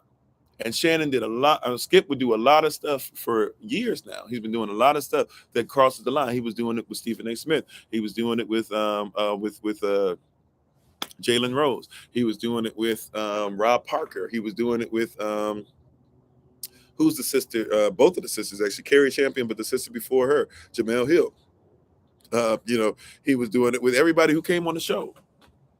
Right? He made Shannon thought it was okay to let Skip say and do a whole lot of stuff and keep saying, yeah, Skip's hard and blah, blah, this and that. And now Skip had uncrossed him so many times that it looks like, I'm not sure, but it looks like they're probably not going to last. And now Shannon's got his own shows and he's got his own ability to do things. And he's pretty much just as big, if not bigger in some circles than Skip is. Yeah, Jalen put him on blast. And Jalen put him on blast back in the day when he taught him Water Pistol Pete. Right, because Skip was talking all that trash. Well, you couldn't do this, and this person can do that. And Jalen was like, "What do you know about the game of basketball? How many points a game did you average back in high school? How many games did you play?" Right, and whether you think he was right to do it, I'm just trying to tell you. See, Skip Bayless has been allowed for so long to do that to people, and so he can do things that are racist. Skip Bayless on his own podcast. I told y'all this about this. It blew my mind how much cognitive dissonance he has, but people still try to treat him like a confidant. He literally said on his podcast, this was before all this stuff was really blowing up, right? This is probably 6, 7, 8 months ago, maybe even longer than that. Skip Bayless was literally out here telling y'all that he knew about, he was okay with black people because he was raised by a mammy. See, you don't know the code, so you didn't catch it. But he legit, this is what people do. I know black people, I work with this person. I work with that person. Right? This person works for me, and he's a great guy. He's a great chap, great fellow. Right? That Skip Bayless literally came out and told y'all, oh yeah, when I was growing up, my mother was a drunk, my father was a drunk. He ain't really like this, he ain't really like that. I didn't like seeing them this and that or whatever. So my idea of marriage and all that, which is, well, let me get into that in a second, but my idea of marriage is kind of messed up or whatever. But I always like being around my mammy. My mammy did this and my mammy did that. And this black woman, she took me to her church, and I always liked black church better than white church because white church was boring. And so people in their mind go, oh, he's a constituent or he's a confidant. No, he's not a confidant. He's not even really a constituent really. Because now let Tom Brady, see, we don't want to go here, but let's just keep it a buck. Right? And how you doing, Everett? And how you doing, Collins? Let's just keep it a buck. You ready? Don't come against Tom Brady. Why? Because he is ours. He's our king. We have said he is the greatest football player to ever live. But what about Lawrence Taylor? We have said that Tom Brady is the greatest football player to ever live. What about Deion Sanders? We have said that Tom Brady, and if you say anything against Tom Brady, y'all don't want to hear that, but it's real. Jordan Peterson out here telling you empirical data. Empirical data is data of the empire. You say anything against this great white man, Elvis is the king of rock and roll. What about Chuck Berry? What about Little Richard? No, if you say anything, even the Beatles said they know about Elvis. They said Chuck Berry was the model. But say anything against him, yeah. Brett Favre out here robbing people blind and using money that should be going not just to poor black folk, but to poor white folk too. People that can't even drink water. You out here giving all that money to a university, at least all your shares, so you said, to a university, so that your daughter could play volleyball in a better looking place. You better not say anything about him, though. The $1 Million Man, Ted DiBiase, he's the person that y'all loved as a heel when you were watching wrestling growing up. You better not say anything bad about him. He was converted. Yeah, but he was cheating on his wife. But he came to Jesus after that. He became a pastor. He's still stealing the mic. But you better not say anything against him. Because anything you say about that God, that's who they are, you'll be deemed a heretic. Right? Now, I'm not saying Tom Brady is not great at football. But don't say that anybody can compare. Don't ever say, I don't care, Shannon Sharp, if you are a Hall of Famer. Tom Brady not even a Hall of Famer yet. He will be. But Tom Brady not even in your class, at least yet. When it comes to celebrating these deities and these people of spirits and gods and stuff, and y'all making nectars and eureka's and stuff out of these people, and making your own Onion Capone and the Nazis and all this stuff out of these people, you're not even like in doing all that. Shannon, in that even in your culture, he has a bust already. He has, like the Greeks and the Romans have those statues. His head is already made in the bust. Supposed to last as long as people care about football like that. Because football will not be cared about forever and ever and ever and ever. I know you think it will, but look back at all these different sports. You will find out in different cultures, including your own, that nobody cared about football. Football's not even yours. Even though you play it better. But it's not even yours. But we argue about it, and we put so much into it and become fanatics of it. So Skip Bayless was lifting up his God. You don't talk about Tom, as he would say, Thomas Edward Patrick Brady, TB12. You don't talk bad about him. That's what that whole thing was about. It was about, look, I come from a place to where I have a mammy. And since I have a mammy and she taught me, right? Because remember, some mammies even used to breastfeed. Now, I don't know if that was the case with Skip Bayless, but some mammies even used to have to breastfeed the children. And mammies would treat the children they had to be over better than their own children because that was their job. That's the way they fed their children. So they would give less to their children, even though they fed their children, by making sure that they treated somebody else. Yeah. Yeah, he acts like he loves Tom Brady, but you would love a God, wouldn't you? It's idolatry, exactly. But that's what that was. So we looking at it for everything else. He told you what it was by his actions, and he came out on podcast way before that and told you, "Hey, don't tell me about black folk because I was raised by a mammy, so I'm not racist." But then you do racist stuff. Put your glasses back on. I was waiting. As soon as I told y'all that train is never late. As soon as he said, "Put your glasses back on," I was looking. I was waiting for that N-word.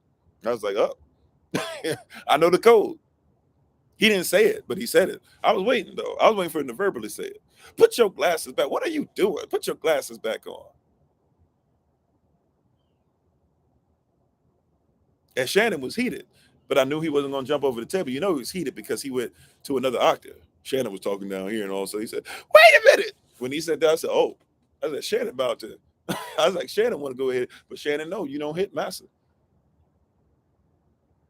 That's when we talk about $1 Million Slaves. I don't like that, but Shannon's so busy telling you, "I don't take this off nobody. I don't take this off nobody. I don't take this off nobody." What did he do?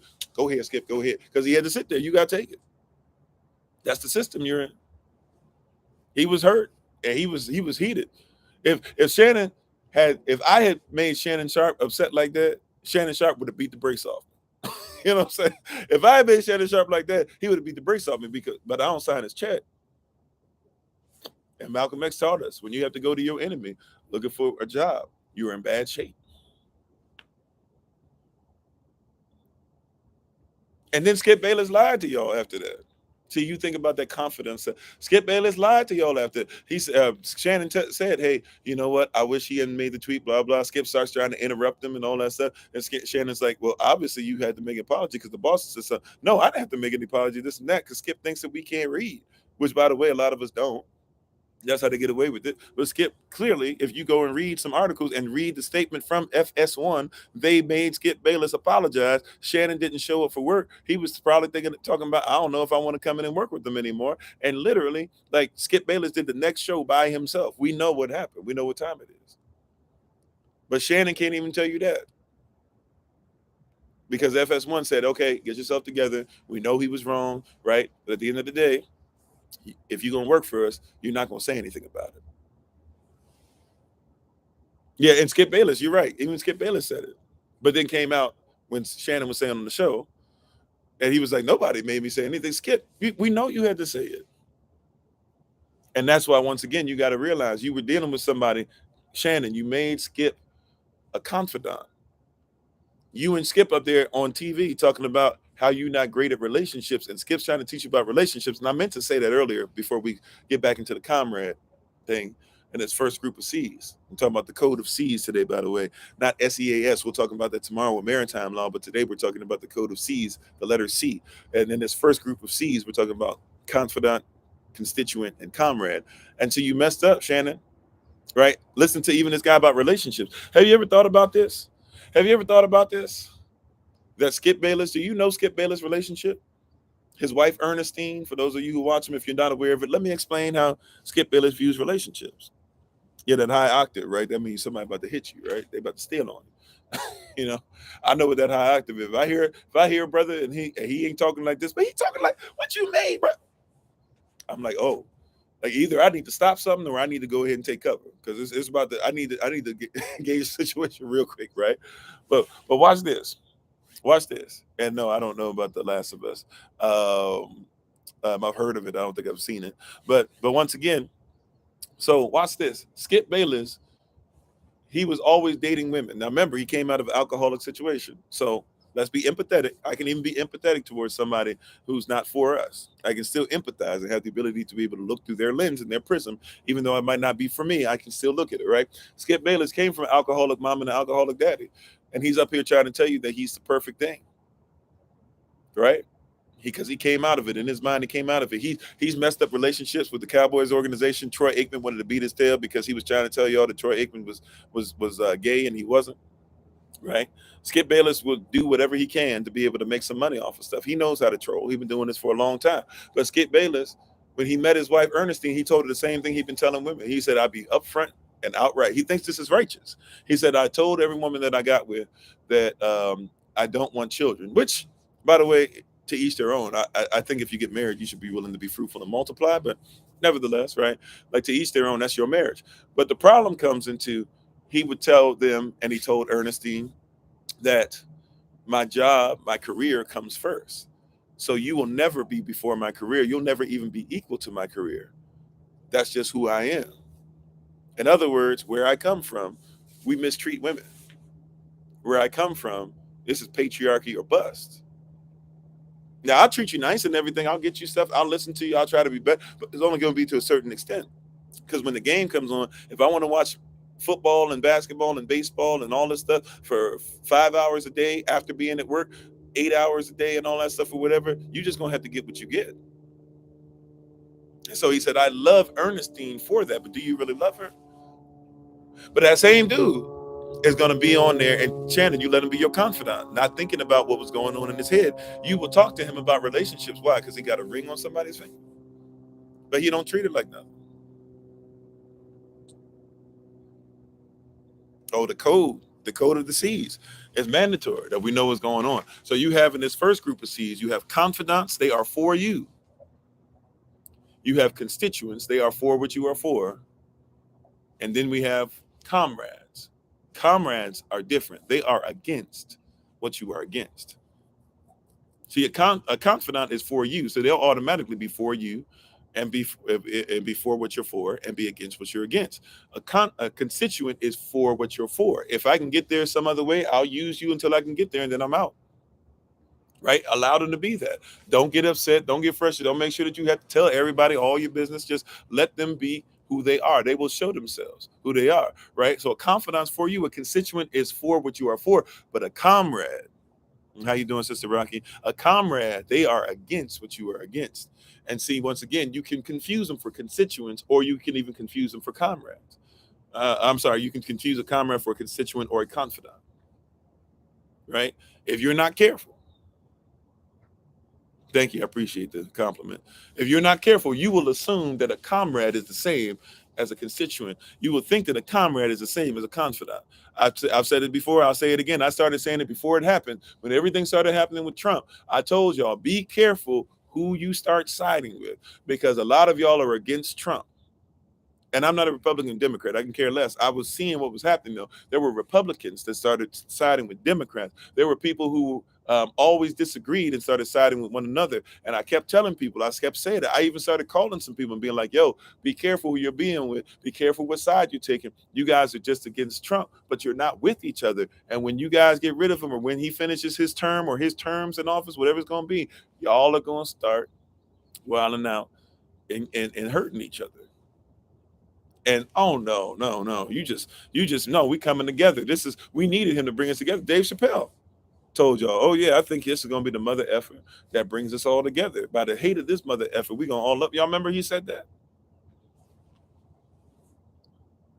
right? A friend is always looking for a weak spot. Well, I wouldn't call him a friend, but you know, we'll probably hit that in a little bit, right? I'll try to keep that in mind, Sister Monica, as we keep going. Remind me if I don't get back to it. Uh, but watch this. I told people y'all gonna get together on Trump, and then as soon as he's gone, y'all gonna start coming at each other. And guess what started happening with I saw my brothers and sisters, especially on TikTok, it played out so wild, where people who were with each other marching and doing all this stuff and were speaking the same thing and were showing up on each other's lives and were calling themselves family and were visiting each other and were supporting each other's businesses and stuff. Soon as Trump got out of office, they started buying each other's businesses and forcing the other person out. People started getting with people who were racist and started asking them to use FBI and CIA connects to put people in prison. Not just once, but several times. Now they're out and people are found. What's the name? Goddess. Look. No shade to any of them, right? These are our people. I'm just telling you the truth. I want you to go look it up. Because some people be thinking I just make stuff up. Remember, Goddess Mia, T. Nathan, people who I had so much respect for, even if I didn't agree everything that they did. Right? Goddess Mia, I didn't really contact. Right? T. Nathan, we friends. Legit. We're friends. See, people don't know like who some of us know each other, right? But Goddess Mia and T. Nathan, like this. All of a sudden, Trump leaves. Enemy is gone. Now all of a sudden, her and him have beef again because they were never really friends like that, right? They were never really confidants like that. They were never even really constituents. They were comrades. All of a sudden, next thing you know, you're here. They're fighting. T. Nathan buys some stuff or whatever and starts doing stuff on purpose with her business that she wasn't really doing to make sure he tries to call her out. Guess what her response is? I'm gonna get in touch with this white girl, right? Yeah, he's out. He really hasn't even been locked up like that, but he's been quiet, keeping himself down, right? But then look at what?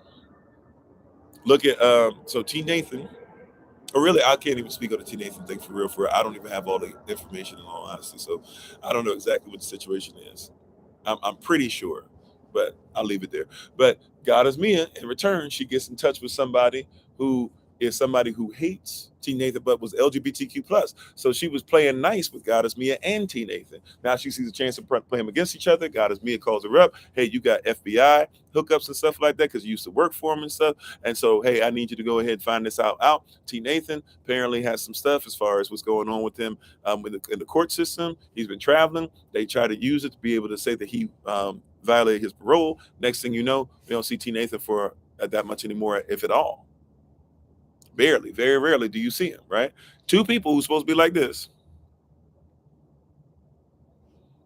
right? And it doesn't mean that I'm siding on either side. I don't really know all the details, right? But I saw both of them. Two people that were fighting for righteousness, supposedly, fight each other because they were never confidants. They were never constituents. They were actually comrades. and they didn't know it. If they had just put each other in the right position, it wouldn't have been a big deal. If they had just been honest in front of everybody, right, by honestly saying these things, and I think, they probably knew a little bit of this, right? But if it was just honest, like, look, we don't really get along like that, but we're gonna come together for this group, and we're gonna do this, boom, boom.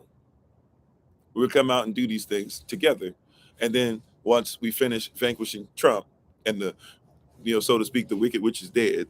All right, I'm gonna stay here in Oz, and Dorothy, you're gonna click your heels and you're gonna go back home, and we'll go back to being what we are. Like, it would have been a lot easier. But because we didn't put people in their proper place, we saw something play out in front of us. And it not just happened with them. People try to come after I Speak 1906, and try to say all this stuff. Like, we have evidence that everything he was accused of, just about. I can't speak to whatever happened in the bathroom part of it per se, but if you know what I'm talking about, we have evidence that almost everything that they're saying is not true, right? But you put somebody in a confidant or a constituent position that doesn't belong there, and now y'all fighting against each other. I'm sorry, I won't keep putting people's business out there, but this stuff y'all know. It's public record, so I'm not coming outside of something that y'all can't find out for yourself. I just want to use that as an example. So you got to be careful. A lot of people are treating confidants, or trying to treat comrades like they're confidants, trying to make sure we all family. Yeah, look, be careful who's family. That's why I tell you, this thing is not for everybody. You don't know any of them? Okay. I'm just saying, some of you are aware of who I'm talking about, right? Some of you might not be, but I'm just using them as an example, right? You get into, some of you been married to people who you thought was a confidant, because you don't know what a husband or wife was before you got married. And next thing you know, you get in an argument. And these people that know how police treat black folk will call the police on you. And before you know it, so you thought it was a confidant. And they might even been constituents. They were for what you were for. But then when they found that you won't bow down to this or that or blah, blah, or you won't do whatever, guess what happens? You found that you were really comrades. You were just against the same thing. But now that we don't have the same thing to be against, you know what? I don't mind going ahead and get you locked up and getting you beat up, getting you shot at. How you doing, Brother TJ? I'm just saying. See, these, but we get lost in the C's. And that's why we got to make sure we know these C's, not SEAS today. We're talking about maritime law tomorrow. We need to know these C's. So this first group of C's that we talked about, right? This first group is 3 C's. Confidant, they are for you. Constituent, they are for what you are for. And comrade, they are against what you are against. How you doing, Sister Samantha? Right? So here we go, right? So if somebody's a confidant, and see, here's something else, last thing, and then we got to move to the next group of C's, these 2 C's coming up. Last thing, please be careful that because you've been hurt by confidants, you've been hurt by constituents and comrades, that you don't mistreat confidants. May I just put that on there? Rawakako Das really just hit me there. Says, hold on, slow your roll, bro.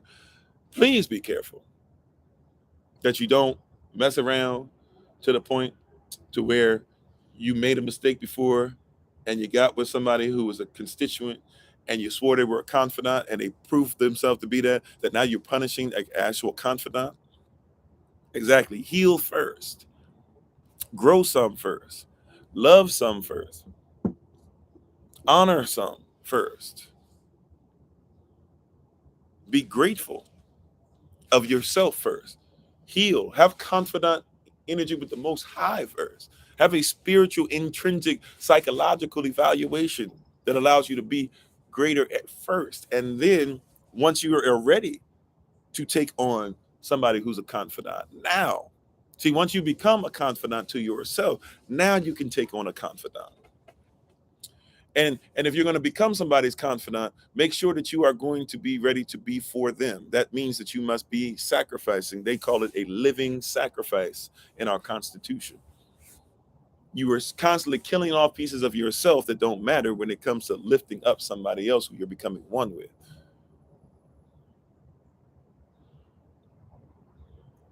Right? I get it. Even biblically, sisters, for me to be able to empathize with you, I get it when you say, hey, when I got married, it was hard for me giving up my last name. It was hard for me giving up this. Yeah, because I get it. You're having to sacrifice certain things just to be prepared to be one with somebody else. A living sacrifice, which is what? Holy, one, whole. Now you are what? Acceptable. And now what happens? Before, what was unreasonable for you has now become your reasonable service. You were able to reason differently that allows you to serve differently. Because remember, you can't control what you serve, and you cannot serve what you control. Therefore, now there's my reasonable service. I'm able to reason and serve somebody else with greater capacity than what I could, because I serve myself with greater capacity than what I could, because I serve the Most High with greater capacity than what I could. Now I am not conformed to this system, to this world anymore, but I have been what? Transformed by the renewal of my mind. Hallelujah. Praise, praise him for the change. Change him for the change of heart. Praise him that you are the light of the world and you are no longer in darkness. Give him honor for the fact that you have become his confidant. And now you can pick out constituents and comrades. And anybody who's going to be his confidant, they have to mirror what he does. See, how can I treat my wife as a confidant? I can be my wife's confidant because my wife is my confidant. Also, I can know what my wife should be as a confidant because I am a wife to my husband, the Most High.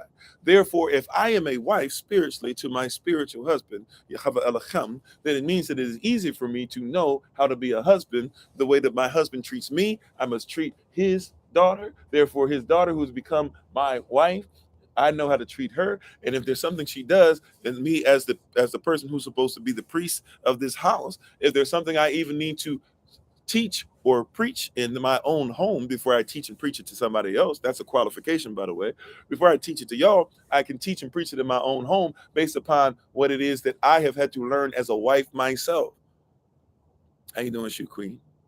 And how you doing, Sister Barbara, if I didn't say so already? See, I've learned what it is to be a wife. This thing isn't linear. This thing is circular. This thing is eternal. You're trying to only focus. Yes, we must be stewards of the timeline, but don't get it twisted. In order to be a steward of the timeline, I have to know how to look at all of the timeline together. That's called eternity. See, I've learned what it is to be to take care of a feminine vessel because I myself have masculinity and femininity inside of me. So that's why the Bible says that no husband can love himself and hate his wife.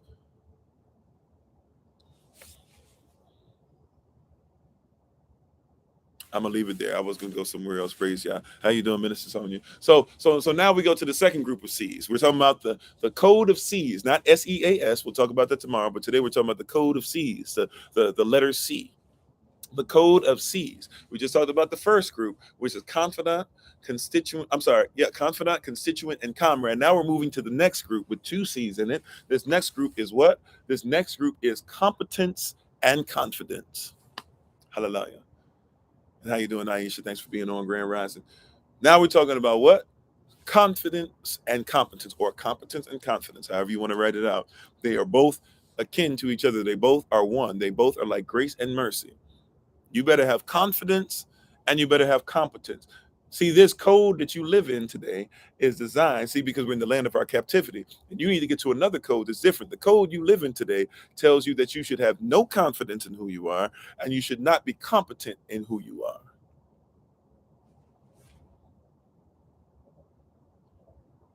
Somebody gonna get this word today, and it's gonna bless you, because you're gonna start realizing that you've always had the competence and the confidence in you, but you've been used to dealing with somebody else's version of what it is that you do. See, now unto him who is able to do exceeding abundantly, that means more than what you can think about or even come up with, right? Above all that you could ever ask or think, according to, being accord with, being attached to, according to the power that he has already placed inside of you. Would it surprise some of you that the reason why I became a musician and I fell in love with it, was my first love? The reason I became a musician is because it was difficult for me to speak. Would that surprise you? I had a little bit of a speech impediment. I could hide it very well, but now when I look back, I realize I stuttered. And sometimes you'll even see me searching or coming up with something or pausing, because sometimes I still can't really I go backwards if I'm not careful, and I go back to my default setting. It shouldn't be a default setting anymore. I should have been recoded, but sometimes I still go back, right?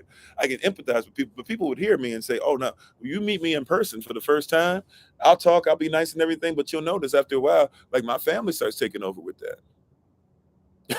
You know, the reason is because my family starts taking over with that because I'm actually an introvert. So you see the calling. You see when it's time to turn it on. You get the phone call, time to turn it on. Even sometimes the beginning of our phone calls, if some of you notice, they might be awkward at first when we first talk because I'm not really great at this, believe it or not. It's just I'm called to do it. So since I've been invited to do it, I've studied it. I put in the time. I've learned better. I've become greater. I've practiced it. I've matured in this. And so even from a young child, my mother was teaching me how to do this at 4 years old. At 6 years old, I was preaching. I was Jehovah's Witness, but I was still preaching, so I knew how to do a work. But it took me a long time to get to a place to where I could do this. Now I've gained so much confidence in it. I realized I was always competent in this, but I wasn't confident. I told y'all before, even in smiling, I don't like y'all to see my teeth because people make fun of my gap and the chip and all that stuff or whatever. Right? But now I've become confident in myself. I could care less. My smile is still competent. My laugh, even though to me it's a weird laugh, I don't like the way I laugh. I used to try to practice other people's laughs to see if one day I could sound like somebody else because they got a better laugh. They got a cool laugh. I used to try and make sure I cut my hair the way everybody said. Right? But now I got to a place where I'm like, you know what? I'm gonna just I've always been the type of personality. I just want to let it rip. And if you like me, you like me. If you don't, you don't. But I was born the black sheep of a family. There was a spirit on me that I was carrying. I've told y'all this testimony before. I had one side of the family that was light skinned, one side of the family that was dark skinned. The side of the family that was light skinned, a lot of them could pass for white, and the people on the other side that couldn't, and they didn't want my mom and dad coming together, and even it caused dissension in the ranks. When my mom got sick with multiple sclerosis, it ended up passing away about 20 years ago. When she first was diagnosed in '88, it got to a place to where, we couldn't even it got to a place to where like people weren't even willing to work with each other. It caused schisms and stuff. I didn't know it as a child. I just knew we weren't hanging around people anymore. And my father wouldn't, even when he let us go, and then find out for myself, oh, like y'all was tripping out here, right? I had that on me. So I came from a lot of stuff to where I came from family incompetence, and I was not confident in my own self. I was raised in that. I was raised in it. Right? I used to always wonder why my mother would say so vociferously, like, "Hey, you are great. You are amazing. You are black and you are beautiful. I love your brown skin. I love your dark brown hair, your black hair. I love everything about you. Don't let anybody tell you you're not great." I didn't realize why she was saying it as much until I realized getting older that she decided to love something that people wanted to put down. She loved my father, even though people would put him down. But at some point, the competence met the confidence. And away I go. And y'all even see that the competence meets the competence. Y'all see even the way that is, that's like the arrow. Train a child in the ways they should go. So when they depart, when you let go of, when you aim at the target, no matter what's going on in the air, no matter how much they bend, they will not depart from it. Even as far as equity. Right? Because it's Proverbs 22, 6 and 7. For those of you who don't get that reference, go read that later on, right? And to a sense, yes, I've had to learn how to shake the dust off my feet, even if just for a season. See, we don't recognize what's going on with this. This is not our culture that's being taught to us. Once again, see, if you're being taught by somebody that's not a confidant, that means you're being taught by somebody that's not for you. If somebody's not for you, why would they teach you how to be competent in you? People get threatened when they're not in control. You know why? People are threatened when they're not in control because people are threatened when you're becoming competent in you. People become threatened when you are not competent in you. People become what? People become threatened when you are not competent in you. And I'm sorry, y'all. Hold on one second. We do a salah right there, and then we'll be right back. We'll do a salah, and we'll be right back. I got to check on something real quick. Sorry. Give me about a minute.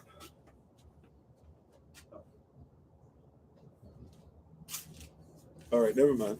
Never mind. I thought I saw something. My bad. We'll still do a little salah. I'm on. That means to pause and think about it. How you doing, Silver 6446?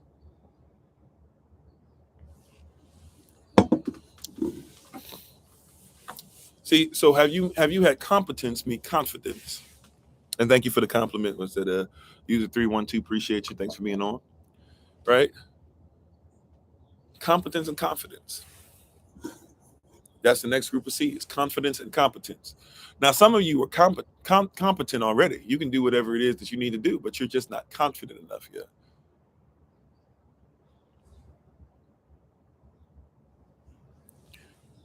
Some of you are competent. You can draw, you can cook, you can clean. Like that's a work within itself. I know people don't think that you think lowly of people that clean.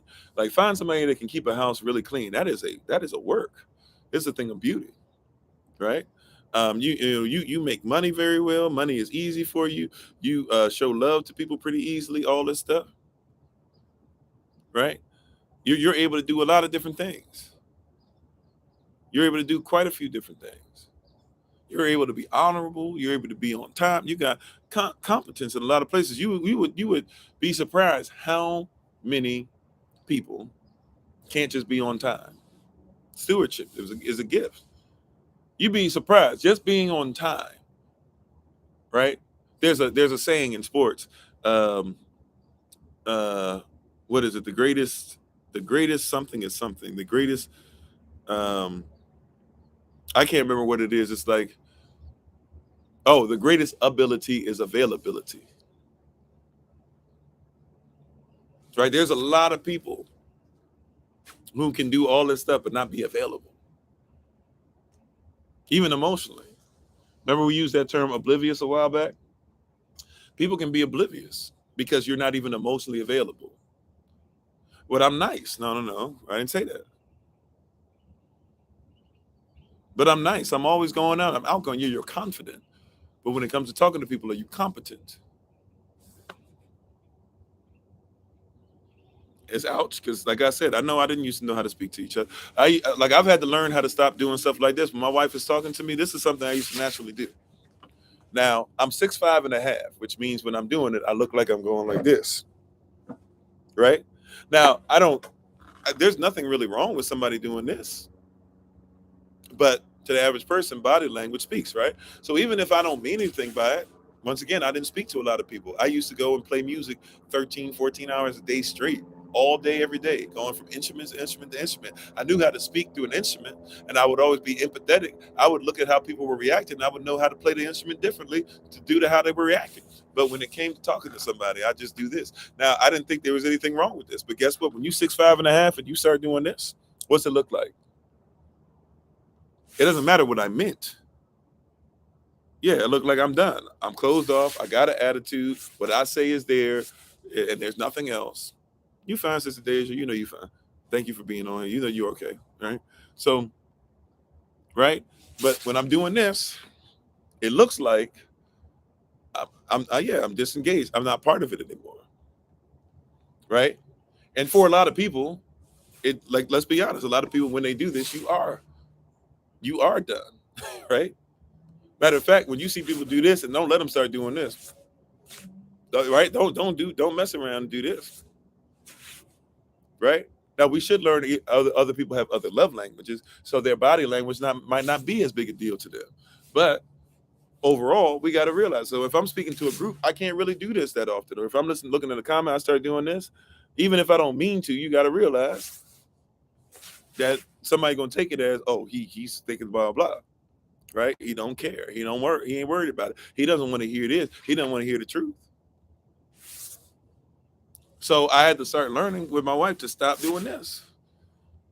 Matter of fact, I'm once again 6'5.5", right? So my wife 5'6". I've got to learn how to humble myself. So sometimes when we have conversation, I will sit down or sometimes even sit on the ground. Why? Because I want her to know I'm humble. And even if sometimes some of y'all would think that's way too much, right? I'm actually got in the habit of it because look, even the way you talk, even the way you do this, some people think I'm mad, even when they come on the live, just because I get excited about something. I'm tall, I got a big voice. right? If it's a booming voice to some, even though it's my nature, I've even had to learn sometimes when talking to people, instead of talking like this, I go, oh yeah, I hear what you're saying. And I get it, you know, and I might be angry, but I've had to learn how to be angry, but sin not. Because even being a stumbling block becomes something that's there. That's that EQ, yeah. Right? So exactly, to cause security. Because what's the number one need for a wife is security. Number two need is affection. So if I'm showing something where it's like she can't even feel secure enough to come talk to me, I had to start thinking about how many things am I doing on a regular basis that cause an insecurity. People get mad. You so insecure. What do you cause that's a stumbling block that might feed into somebody being insecure? Well, that's not on me. Not necessarily, but empathy is on you. Is it? Or do you wear empathy or you just talk empathy? Do you exude empathy or you just say you're empathetic? Are you okay with listening to a word until you're not in control? This stuff I had to learn, right? This might not be your testimony. I'm just talking about me, right? If the shoe fits, wear it. If it don't, take it off. See, I might have been confident in the fact that I could become a confidant for my wife, but I might not have been competent yet.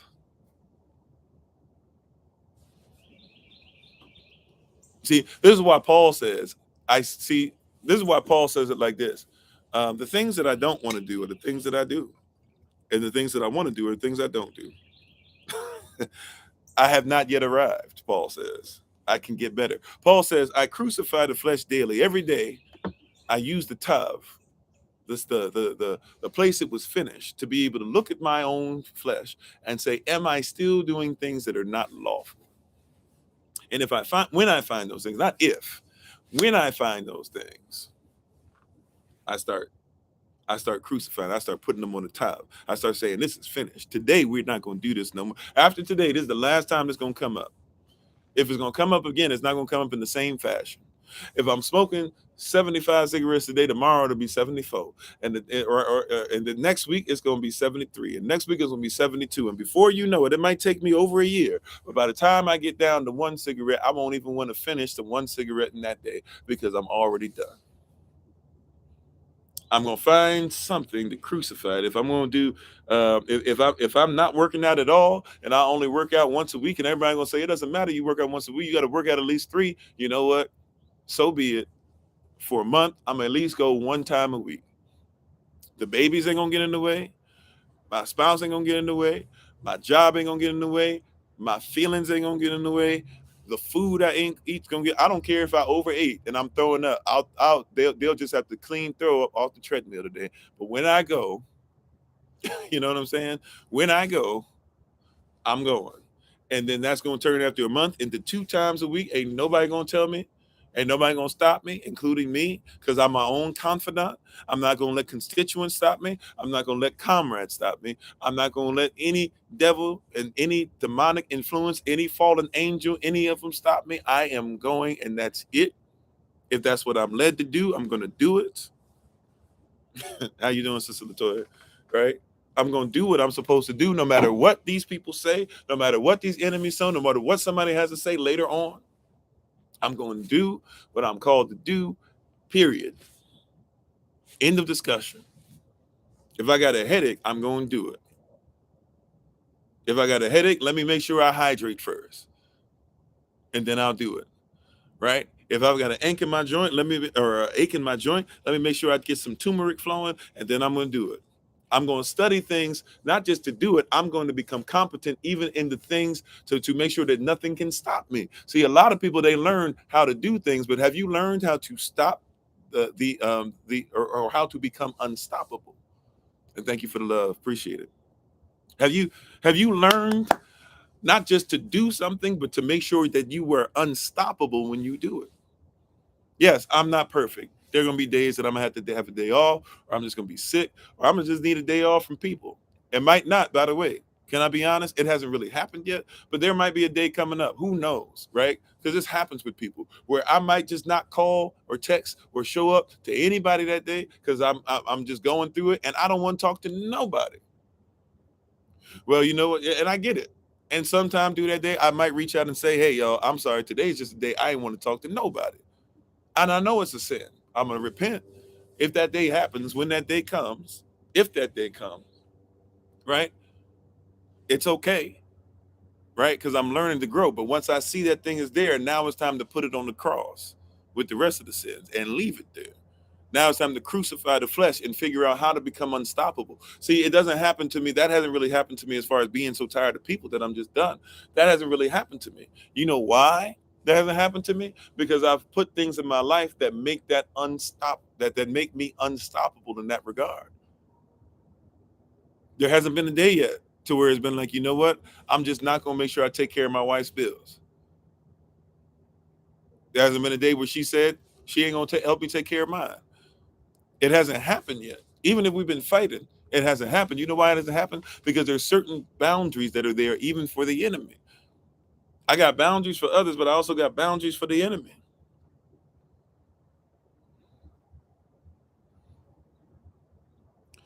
Right? Well, some people might call it a sin for me to be able to say, I'm just going to have a day that I don't feel like dealing with anybody. Because I know, and I find it love. I want to make this clear, right? I know there's days where it's like, oh, you know what? Where's going on with Pastor Kofi? This and that. Nobody's been attached, and I did too much of that, right?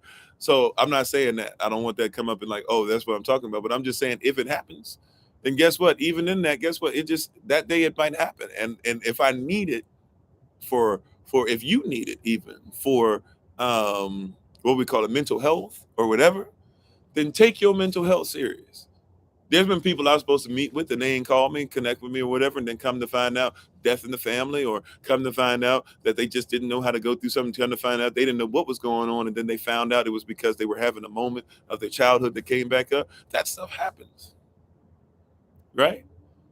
But if we're not careful, because we're not competent in it, and we look at the confidant, or we don't have the confidant energy with it, but we have that constituent, I'm for what you're for, that comrade, I'm against what you're against, then when your brother or sister might need that, right?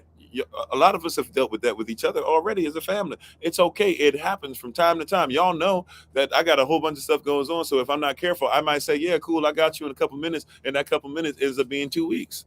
And that's why I say, hold me, hold me accountable. Let me know. Text, be like, hey, we were supposed to you were supposed to send me something 2 weeks or 2 minutes ago. What happened? Right. But you got to recognize and realize, like, we all are human beings. Be competent in your humanity. Right. And be confident in your humanity, right? Be competent in your humanity, be confident in your humanity, right? Don't ever let me even be like, you ain't do this and you ain't do this, blah, blah. If you needed to take care of mental health, then you needed to take care of mental health. And yes, your flesh is not perfect, so therefore, technically, it is sin, but it doesn't mean that that's something that I shouldn't be empathetic of. This is why people who are in the LGBTQ plus community can't talk to you, because you're so busy telling them why they're going to hell that they can't even heal. There are people that listen to us regularly that I talk to, and they are LGBTQ plus, and they are trying to be obedient to the law. Some of them for decades.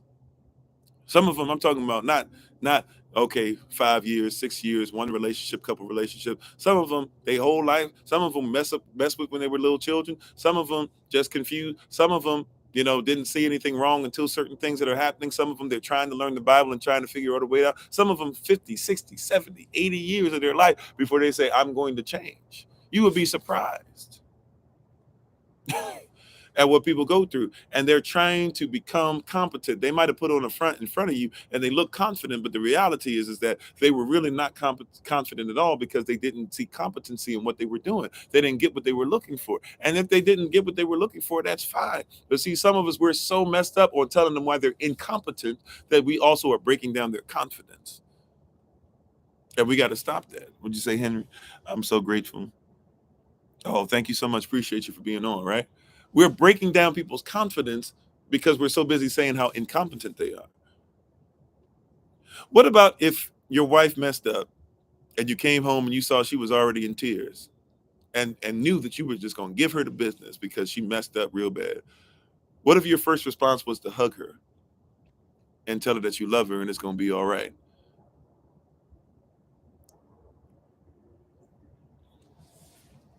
What if you were competent and loved that much? How much confidence would she have in you and say, you know what, I need to make sure I submit to the same mission? Not submit to the man, it's not submission, but submission. What if your husband did wrong and he knew you were gonna give him the business? He knew you was ready to have the net go around and all that stuff, and you ready to snap your fingers and do all that stuff at him or whatever, and tell him he wasn't this and tell him he wasn't that. And all of a sudden you came home, you said, baby, you know what? I'm still here for you. And the fact that you feel that way about it, it shows me that you empathize with me.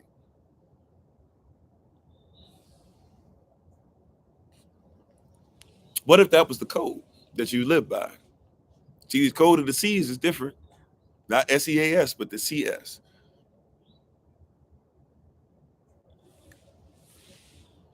Tell me I'm wrong.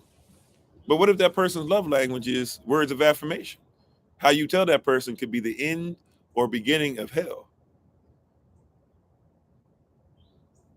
Hmm. If words of affirmation is your love language and somebody says, you stupid, I can't believe you did something so dumb, right? Let me tell you something. As a husband, real talk, I could care less about what any other brother or sister on the planet has to say.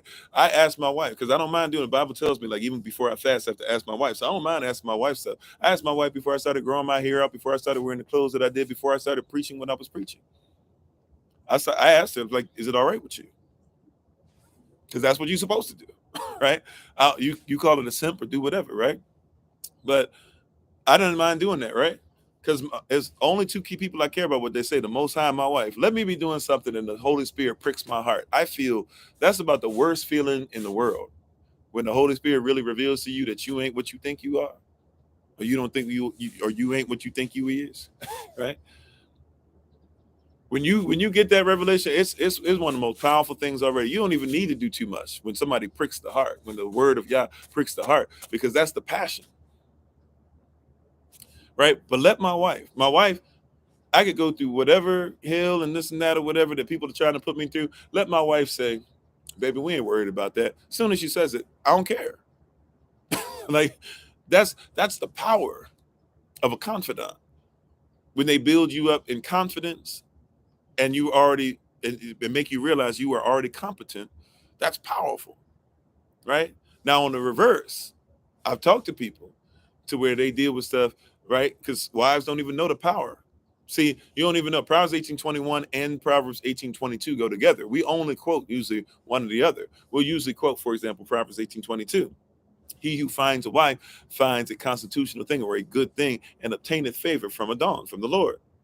But Proverbs 18:21 comes right before it. Death and life is in the power of the tongue, and those that love it will eat the fruit thereof.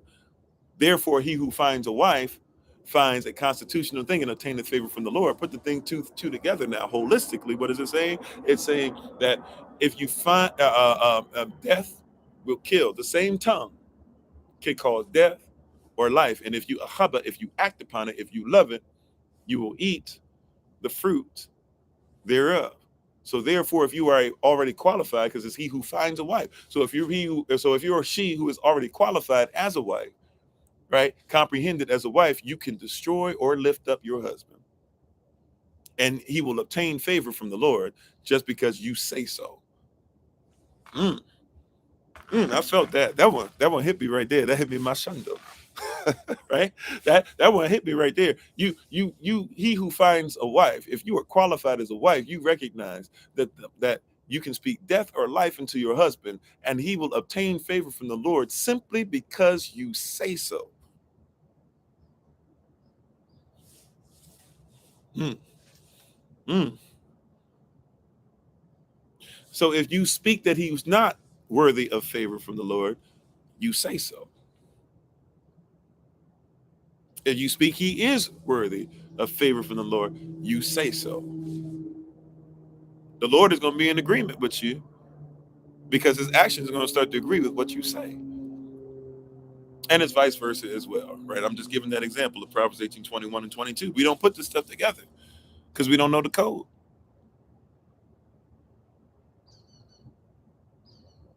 Yeah, we all got to be humbled in it, right? We got to learn from it and become better. So, though, once again, like we talk about that number line, Don't just stay. There's -1 on both those who are on Shabbat Shalom podcast. We talked about there's -1 on one side, there's a +1, there's a -2, a +2. So just because we said something negative and we know, oh man, that was -1, it doesn't mean we got to stay there.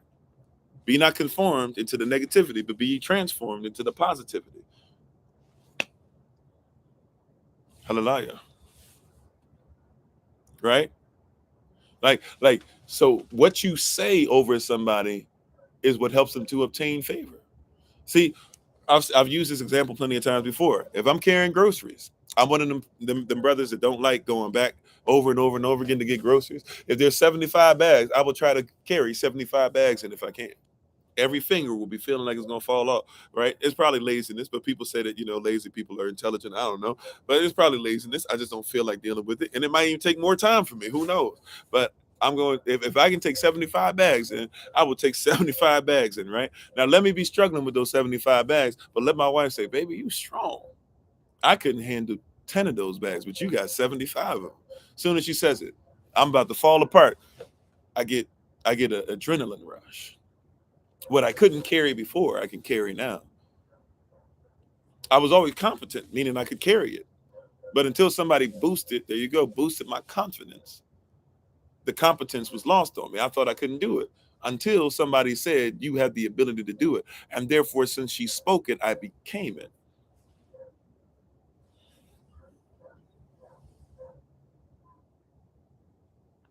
Yeah, you turn into a pillar of strength. You see that? So this is confidence. When confidence means competence, it becomes a whole different deal. Right? So now that I've got two of these groups of C's, we're gonna get into this last group. But the first group that has 3 C's in it is what? Confidant. That's somebody that's for you. Constituent. Somebody that's for what you are for. Comrade. They are against what you are against. The next group of C's we talked about that just has 2 C's in it is competence and confidence. And the second, now let me not, thank you Holy Spirit for this, let me not move on too quickly, because let me not leave this off. Study to show yourself approved unto Elohim. Yes, but before you bring it to Elohim, study to show yourself approved. See, some of you are trying to bring things to the Most High or bring things to others, and you have not studied them. You are not a student. You are not a disciple. You are not disciplined in it. When I have somebody come on here and they start trying to tell me about evolution, and you don't realize that evolution is Linnaean, because a lot of you are only dealing in the 5th part of evolution. And so since you're dealing with the 5th part of evolution, you're not even going to talk about that Charles Darwin was somebody whose book is entitled The Theory of Evolution. The Origin of Species, the Theory of Evolution, by means of natural selection, or the favored races in the struggle for life. And then it says on the bottom, it's Linnaeus. Carl Linnaeus is the one who made up races. And then it says it's a geology. So geologists said that they wanted to prove this too. And it said it's by royalty that backed it up, which means that royalty wanted this to be taught. So you can't tell me about evolution, right? Don't have a conversation about evolution with me, especially believing I'm as incompetent in something as you are. Maybe you don't even know that you're incompetent. Remember that saying? Someone he that doesn't know that he does not know is a fool, shun him. He that knows that he does not know is teachable, teach him. He that knows that he knows is wise, follow him, or at least follow the environment he's in. We got a lot of people that are talking about evolution and being Darwinistic in their thought process, not realizing that intelligence is racist intelligence. The IQ test is racist intelligence. It was literally something that was not necessarily based off of race like you think. It was based off of class. And French was the first IQ test they were using for people that were in Paris, to be able to say, all these country bumpkins out here, they're not as smart as us, so we're going to just put stuff in there and say, if you can't pass our test and speak like us, then you don't speak le français. You don't live le français. You're not le français, right? But therefore, somebody heard about it, liked it, came from the States, took it back over to the Northeast corner, redeveloped it, sent it out to all the schools so that they could teach Manifest Destiny. And now they're doing the same thing. If you don't speak like them, then you're not American. If you don't live like them, you're not American. If you don't teach like them, you're not American. However, the original American, by definition, is a copper-colored person indigenous to the Americas. But if I'm incompetent in who I am, then how can I ever be confident? And if they say I'm incompetent for speaking like me, even though I'm the original, then how in the world am I ever going to be confident in the original ways? See, that's why we wrestle not against flesh and blood, but we wrestle against the competence of the confident of those who know the origins. See, that's what a principality is. It is an origin or a kingdom origin. Yeah, exactly. And they say you're always pulling the race card and this and that and all this stuff, right? And thank you, big brother Stephen. I see you. And anything that's not taught of my Father has to be pulled up by the root. Matthew chapter 15. So we're dealing with this stuff because we're having issues. The three C's that we started off with is confidant, somebody that's for you; constituent, that's for what you are for; comrade, that's against what you're against. You got to put them in the proper place so that you will not be incompetent when it comes to what you should be confident in. If you have somebody that's not a confidant, they will make you feel incompetent and you will have no confidence. If you have somebody who's a constituent, they might make you feel confident and competent up to a certain degree until it's time for them to say, it's time for me to find somebody else to move with. See, if you were confident in who you were and had confident energy for yourself, then you would realize and be competent in that relationship. And when it's time to go, hey, c'est la vie. All right, que sera, sera. Thank you, Silver. Appreciate it. Right? You would realize as soon as it happened, okay, like this, it's just what it is. All right. I'm not mad at it. Everybody else is mad for you. If it happened to me, I would have done blah blah. I mean, it is what it is. You know what I'm saying? I know what they are. Or even if now you can revisit because these words should not just be in a timeline only, but they should be eternal. So you can go back to your past now and you can start saying to yourself, oh, you know what? That person was a confidant. That's my bad for not realizing they were a confidant. Of course they were going to move on when they found somebody could get them there faster than I could, or somebody looked better, or they got in their midlife crisis and they figured that somebody had washboard abs now, or somebody had hips and stuff that I don't have. They didn't realize that, hey, it's about eternity. And as a confidant, they should have been down for the person that had their children, right? Confident should have been down for the person that was taking care of them. But hey, they found somebody else. They can make them feel like they can be a child forever, and they can think that the new 20 is 40, or the new 20 is 50. Like, but for those of us that live in reality, we want people that are down for us. And so, you know what? I release them. Now it's easy for me to tap into forgiveness. I can forgive you because I gave you the right to be a human being. That's what forgiveness is. Before you do it, I give you the right to your humanity. So now I can go back eternally and start going in time and saying, I forgive you for that. I know what you were now. I forgive you for that. I know what you were. Matter of fact, I asked for forgiveness. Yahweh, forgive me. I was dealing with a confidant. I mean, I was dealing with a constituent, but I made him a confidant. And your word should have told me specifically that they were not ready for that position. Please forgive me. Now that I've been forgiven, I can forgive others, right? Or now that I forgive others, I can be forgiven, right? Our Father who art in heaven, hallowed be thy name. Thy kingdom come and thy will be done on earth the way that it is in heaven. And I shouldn't let your manna, your daily bread, rain down upon me, so I can now forgive them as I want to be forgiven. And now that I know this about confidants, constituents, and comrades, I won't be led into temptation, but I'll be delivered from all evil, all people who aren't confidants, or all people who hold confidant energy, right? Or allowing myself to put somebody in the wrong position. I'll be delivered from all that evil because the kingdom that's in me is yours. And the power, therefore, that I can use is yours.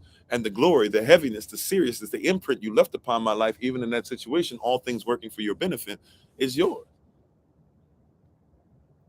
forever. I'm on, right? Like this is law.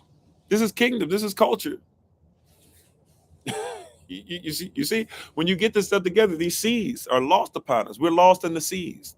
Not the SEAS. We're going to talk about maritime law tomorrow, but we're lost in the seas. And if any of this stuff is something that you like, or you want to get more of it, you want to be part of our classes, remember they start today. I apologize. I've just had so much stuff on me and so much stuff trying to do. I haven't been able to connect with everybody, trying to call about it, email about it, etc. But I'm aware of them. I have a couple calls today, but I tried to leave it light for me to be able to make sure I took hours upon hours to kind of go through stuff and make sure you guys have all the information that's necessary. So if you are interested in taking classes, Mondays is going to be Sovereignty 1, Sovereignty 2, Tuesdays Hebrew characters, Wednesdays basic Hebrew, Thursdays reading and writing Hebrew, Fridays Herbalism 1, Saturdays speaking Hebrew. If you're interested in any of those courses, text us at 202-599-7312. Again, that's 202 202-599-7312. Again, I say 202-599-7312. Last time, that is 202-599-7312. How you doing, Earl? Thanks for being part of the community. So text us if you're interested. Please text us. Please text us. Please text us. If you call, I probably won't be able to answer. Please text us. My day is going to be very structured to make sure after we finish the live at 8 p.m. Eastern New York time tonight, I can go straight into class and make sure everybody that at least that I'm aware of will be able to get into have what they need. Okay, and that's up, by the way, especially if you're on YouTube, you can always contact us. The information is in the description box. If you're on TikTok, you can look on our main page, click on the link tree. If you're or also if you're on TikTok, once we finish this at the end and we do our call, our roll call at the end, we'll make sure that we when we say where are you from and stuff like that at the end, please hold it to the end if you can. But when we do that at the end, we'll be able to, we'll be posting all this information on different stuff we do as far as tassels, events that we have, places we've been, things about our culture, information to contact with, all that stuff, the website information, all that stuff. So just give us some time at the end, just hang in there a little bit, and we'll be able to do that in about an hour probably, or maybe even shorter. We'll see how the Holy Spirit moves, if you're able to stay on that long. But thank you guys for being on. And please, as always, check out my wife, the Honorable Maya, on TikTok, YouTube, her website, and Pinterest at Bloom and Flourish. Not A&D, the letter N, Bloom and Flourish. She's a healer, herbalist, chemist, and biologist by degree. And we're thankful for you guys being with us and supporting her as well. The tincture of the month, she has many tinctures, which are natural medicines, but the tincture of the month is anxiety release. So please, ma'am, please, sir, if you'd like to be able to find out about that or any other tinctures, feel free to. So we have to get into these C's. There are many people that are confidants, constituents, and comrades. That's group one of the C's, right? Number two, competence and confidence, right? And once again, study to show yourself approved. We bring things to the Most High we haven't studied. Do you know that there's a such thing as prayers that don't make any sense to the Most High? I won't say they don't make any sense, but there are such thing as junk prayers, if you will. That's how I kind of heard it preached by a West African brother that I met once. He might even been Igbo. I can't remember exactly, but I heard it mentioned as or he might even been from Yoruba. He might be Yoruba, but anyways, we were talking, or he was preaching rather, and he talked about junk prayers, and he started mentioning this stuff, and it really made a lot of sense to me. It really made a lot of sense to me, right? How we had these prayers, these prayers where we pray stuff like, never leave us nor forsake us. But I don't have to pray that.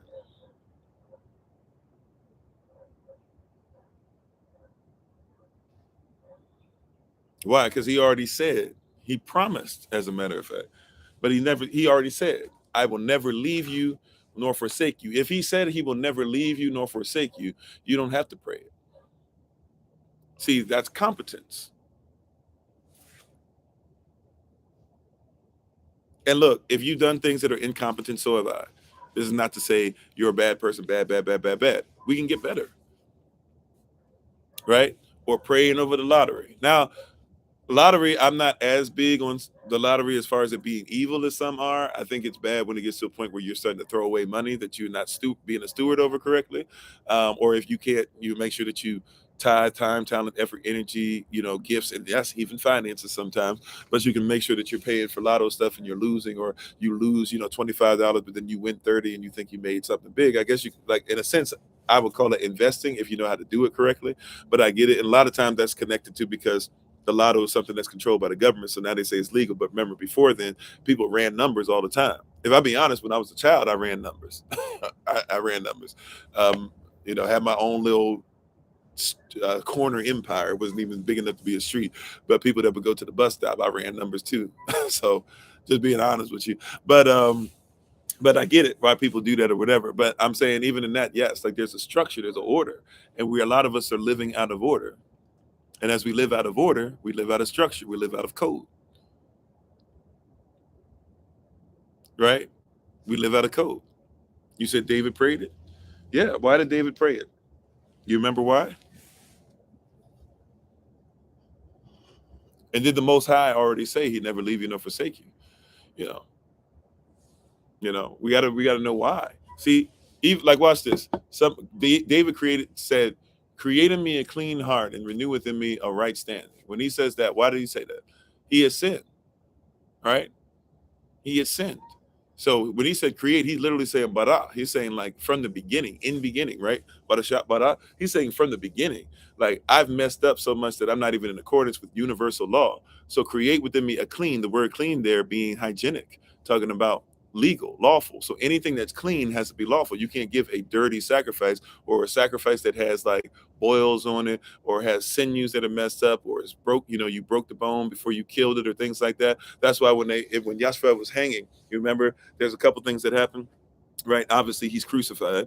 I mean, he's been beaten already. It says all the blood came out of him. He had already given up the ghost by this time. All the blood comes out. They stab him to try and make sure there was a way you crucified a person, including you would even break their leg. So they even broke his leg. By the time they would have broken his leg, he would have been already given up the ghost. Remember, he screamed and he gave up the ghost. When he gave up the ghost, right? They tried to, they stabbed him. They tried to break his leg, and the water came out. As a matter of fact, in the movie, now I don't know if this is a movie's outlook on it, but in Mel Gibson's movie, the Passion of the Christ, um, it shows the water hitting the guy in the face when he stabs him, and blood doesn't come up, but water hits him, right? Probably a little too dramatic, right?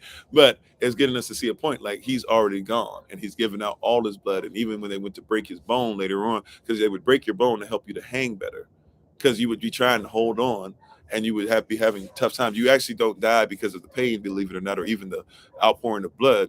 This is why it was even miraculous the way he died. It's not that you died just from bleeding out. It's actually that you died from asphyxiation. You start choking because of the position you're in. You start having problems breathing, right? Sometimes even your lungs being filled up with blood or water or things like that. So David is talking about something specific when he's saying, "Created me a clean heart." I'm already off track, right? So even in the prayers that we pray, we must be, like we talked about yesterday with power. Power is what? Precise, obscurity, wielding, eloquent, reserve, right? In our prayers, are we precise? We must even salvage our prayer lives. And how you doing, Sister Quatasia? I hope I'm saying that right. But Quatasia, I'm not sure. But thank you for being on. I appreciate you, right? And how you doing, QCYZ0K? Thanks for being part of the community. So when we see these things, right, we have to see why these people are praying and be precise. Even be precise. When you go before the Father, come before him boldly, but come before him precisely. My son, if he wants something, one of the things we're trying to teach him is he's just like his father. He's shy in some regard and stuff like that. And when he wants something, he doesn't want you to feel like you're trying to be a burden on him and things. So he'll go from being all this and being bubbly and shouting and playing with his friends and playing and speaking to people on Zoom or on even on FaceTime and his cousin and stuff, and he's running and playing and doing all this stuff, and he's playing video game. He's yelling at the top of his lungs. He's running outside. He's swimming. He's so outgoing, but when he wants to ask for something, he's not precise. When he wants to ask for something, all of a sudden, the competency is not there. But it's not that the competency is not there, because I see him do it. It's the confidence. So he'll come up and son, what is it that you want? How you doing, Sister Ellen? Dad, is it okay? Okay, son, just tell me what you want.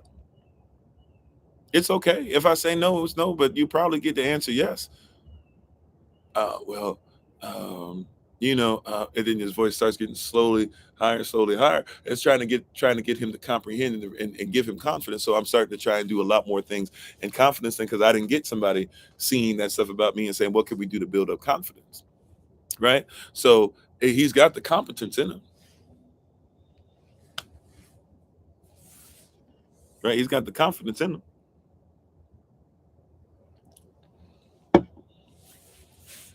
He's got the confidence in him. And once again, thank you guys. If you can, if you're trying to find out about classes, please text the number. Right? Please don't call. I can't answer right now. So if you would like, text the number 202-599-7312. Again, that's 202-599-7312. Again, I say 202-599-7312. Last time, 202-599-7312. So you got to have confidence, but the confidence has to be there. So study to show yourselves approved.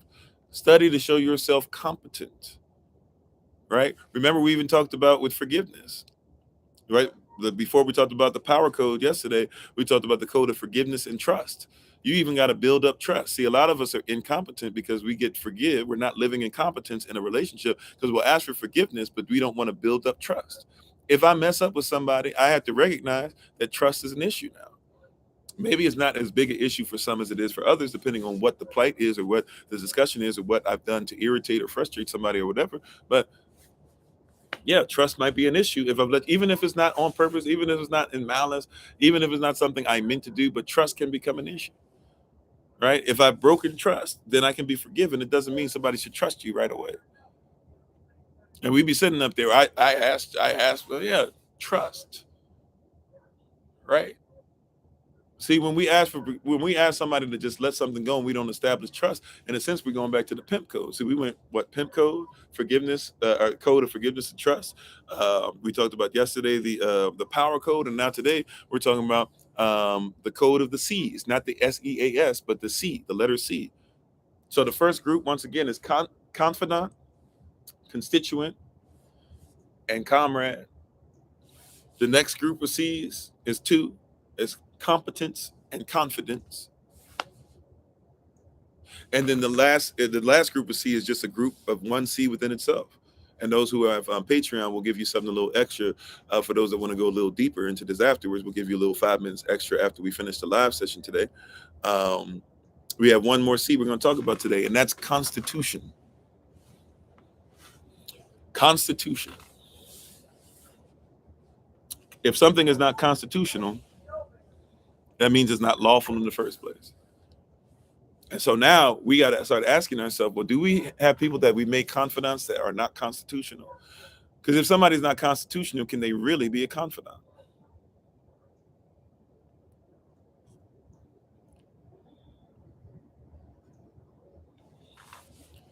If something is not constitutional, can it really be? If somebody's not living by the same constitution you live by, can they be a confidant? Can they be for you? Now, the answer varies.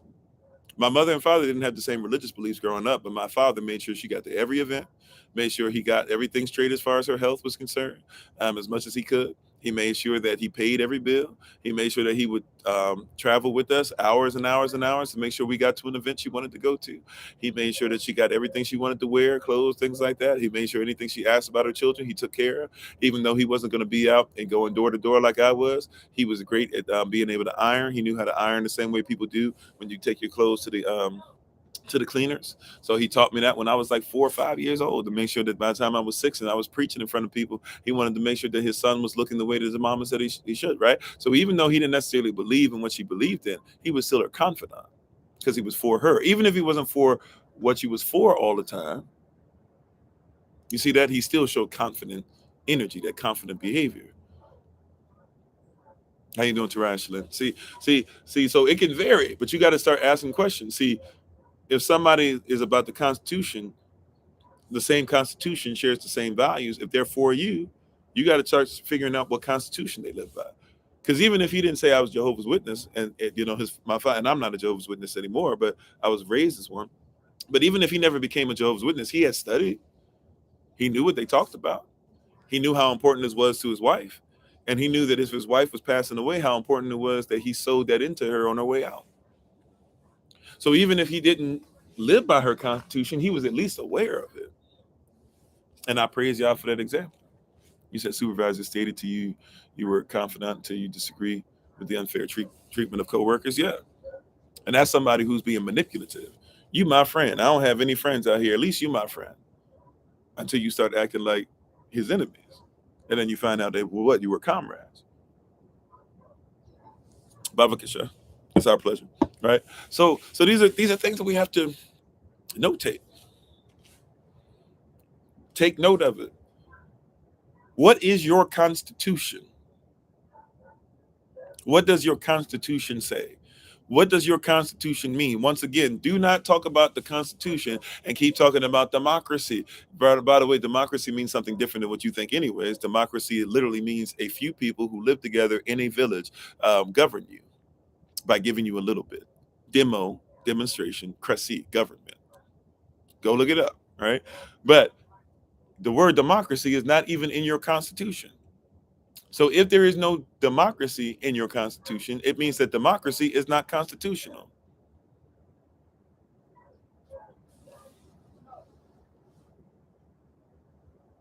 You see that? Do you see what I'm saying? So if I don't have that much democracy, or if I don't even have democracy in my Constitution, then I cannot be in a democratic government, even though technically I am, which means now I live in cognitive dissonance. I live in public and private values tried to be mixed together and formulated into a country, which really is a false country called a corporation. 28 USC 300215A declares the United States is, in fact, a corporation. Look in Black's Law Dictionary, look up what Washington, D.C. is. It used to be a territory, never a state, right? But a territory of a state or of a country. However, the states that gave land to it said that they wanted the land back, which means that it's a false land. They don't even own the land, let alone they're not there. So when you look up the Congress now, Congress has to be subject to Washington D.C. rather has to be subject to Congress. Subject, kingdom, republic has to be subject to Congress. But Washington D.C. is not even a real territory. But Congress doesn't exist outside of Washington, D.C., but Washington, D.C. has to be subject to Congress, which means that neither one of them are real, only as real as what you sign away to. Yeah, you can email us. My email is my name up here without the underscore, without the number 3, Kofi Ofori, KOFI 082, 082, add a 082 to it, at gmail.com. And we'll figure out how to get you in the class. Or even if we got to do one-on-one or put it on YouTube and get you the YouTube link so you can sit in or something like that. We'll figure it out. Right. So these are things that are honest. These are things that are real, right? Even in the UK, right? Like London. People talk about London and this and that or whatever. You know that in London, for example, you might know this because you're over there. Hopefully I'm saying the right city. I believe I am. London is not subject to the crown.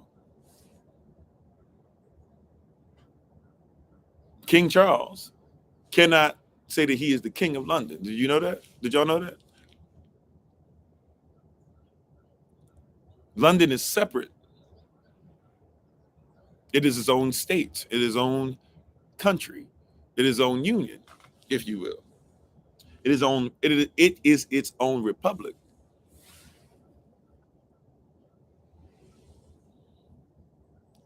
See, but if you don't know the Constitution, if you don't know the canon, if you don't know the belief structure, you believe that London is just part of England because of where it's located. But once again, remember, when it comes to location, see, this is how citizenship, sovereignty, things like that work. It doesn't matter where you are from or even where you are located. It matters who you are from.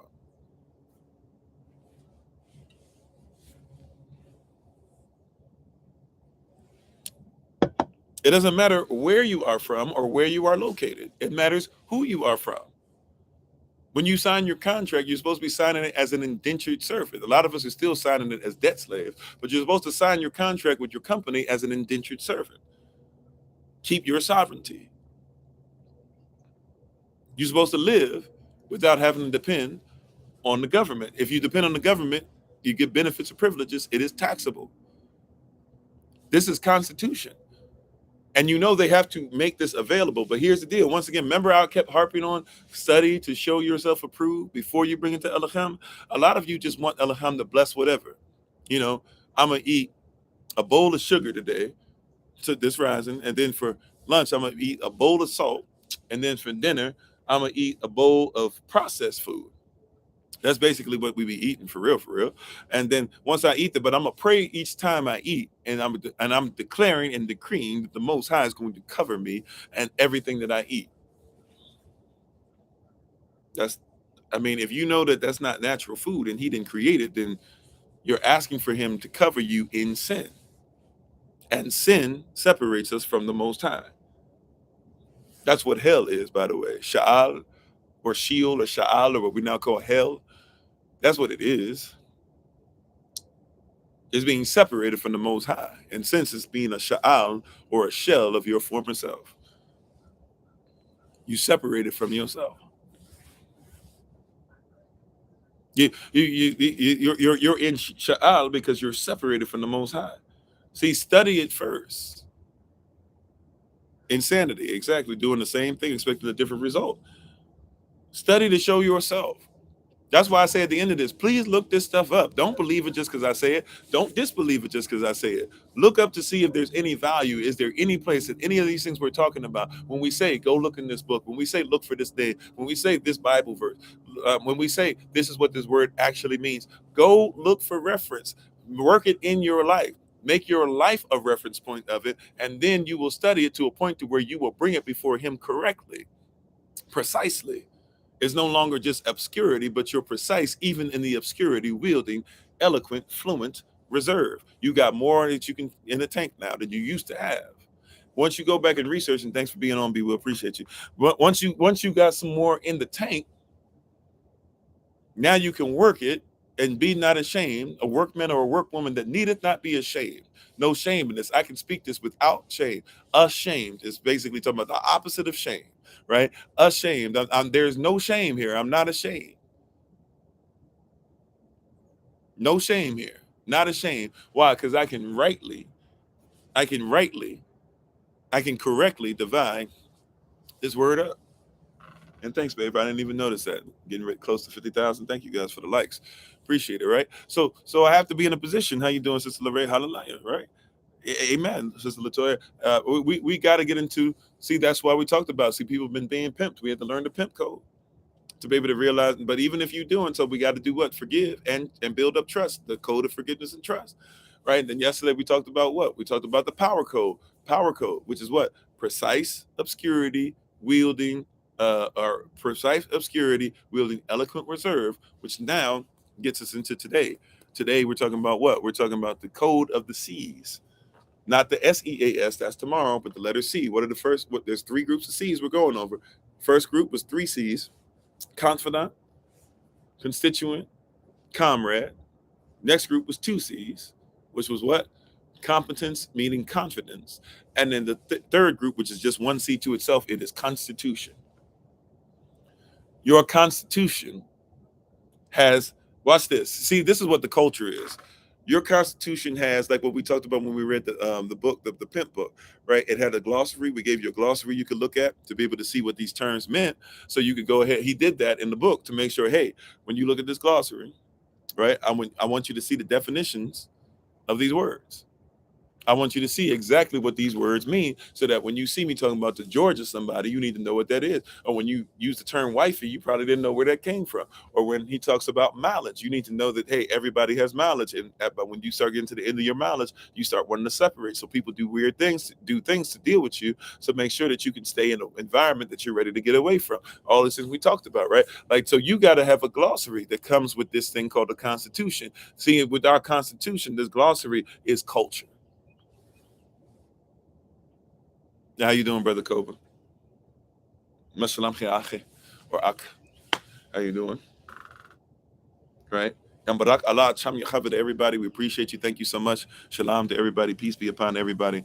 We thank you so much. Bakwat Tav. We appreciate you. We announced that whatever you've been going through is already finished, even before the rising of the sun. It's time for you to come out of it. Praise Yah. Hallelujah. Right? We are in a position to where we have to start saying to ourselves, what is our culture? What is the glossary? What does it look like? That's why whether you call it to side or zit, right? To side or zit or whatever, zai, whatever you call it, or the the tassels. They are reminders that you should be doing this and be covered on 4 corners, on all sides of yourself as you walk through.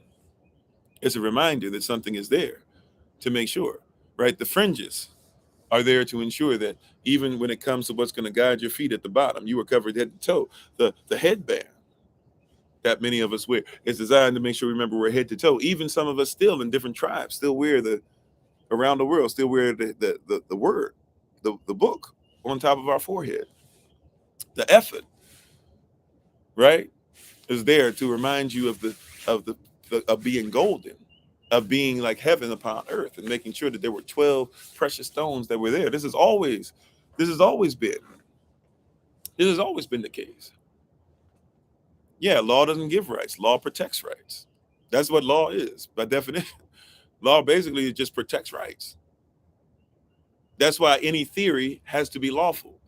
If it's not lawful, it's not theoretical. See, we have a lot of theories that aren't even lawful. If they're not based off of law, then it can't even be a theory. The law protects the right to a theory. This is why you can't be ordained without law. I've said this before, right? This is in our Constitution.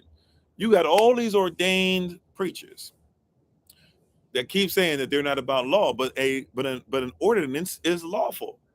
So how do you get ordained and say there's no law? You can't be ordained then. Or you're not ordained through Yahshua or through the place it's sealed or through the Most High himself, right? Romans chapter 10, verse 13 through 16. Anyone who calls upon the name of the Lord, they shall be saved. Don't know his name, but you still say, anyone who we called upon in the name of the Lord, they shall be saved. But how can you be saved if you haven't believed it? And how can you believe it if you haven't heard it? And how can you hear it if it's not being preached? And how can it be preached if the preachers aren't sent by the Most High? For how valuable, how beautiful even are the feet of those who walk in the way. Therefore, we have to repeat what Isaiah said in Romans chapter 10, verse 16. We have to repeat what Isaiah said in Isaiah 43, verse 1. Who shall believe our report? It's ours. But once again, we're not confident that it's ours. We're not competent enough to make it ours. And we don't even think that it's ours enough because we don't even want the word to become a confidant, because the word is a living word. So how does something become constitutional when it's not even a confidant? Because if it's constitutional, you should live by it. It's for you. But if you don't think that this is for you and it's for somebody else, then of course you don't attach yourself to it. There you go. There you go. You will be called according to that if you teach it. That's according to what? Matthew chapter 5, verse 19. Our sweet spot, the Sermon on the Mount. Yahshua himself tells us that. We also got to put that together with Matthew chapter 5, verse 17 through 20. Matthew chapter 5, verse 10 through 12. Matthew chapter 7, verse 12. Right? See? So that power code is important, but you got to learn how to navigate the code of the seas. These seas are extremely valuable and extremely important, but we don't care. We're not competent enough. You got to become competent by how you live. This is why everybody, when they always ask what Bible version, that's why I say what I say. What Bible version should I get? I always say, get the culture down. Get the culture down. No. But seriously, what do you read out of? Get the culture down. Why? Because if you don't have the definitions of the words, it doesn't matter if you read the words. So some of you read Lord God and don't even know that's Yahweh Elohim. That's why you guys argue Exodus 3:14 versus Exodus 3:15. You don't even know you're doing it. His name is Ahia. His name is I am that I am. He never said that in scripture. I can show it to you. Show it to me then. And then, of course, what they do. Exodus 3:14, he says, I am that I am. Therefore, tell him I am his sent thee. But then even in English, why don't you read the next verse? Because the next verse says, moreover. That means over that. More important than that. More important than what I just said, right? That I am the Lord God. That translates to Yahweh Elohim. So if anything, you should have said his name is the Lord God by what you said. But he said, my name is Yahweh Elohim, or my authority, my Shem is the Lord God. My name is the Lord God, or Yahweh Elohim. He said, that is the name I was known by Abraham, Isaac, and Jacob. And he said, that name will be a monument to me, and anybody else who are my people, it shall be a monument to me forever.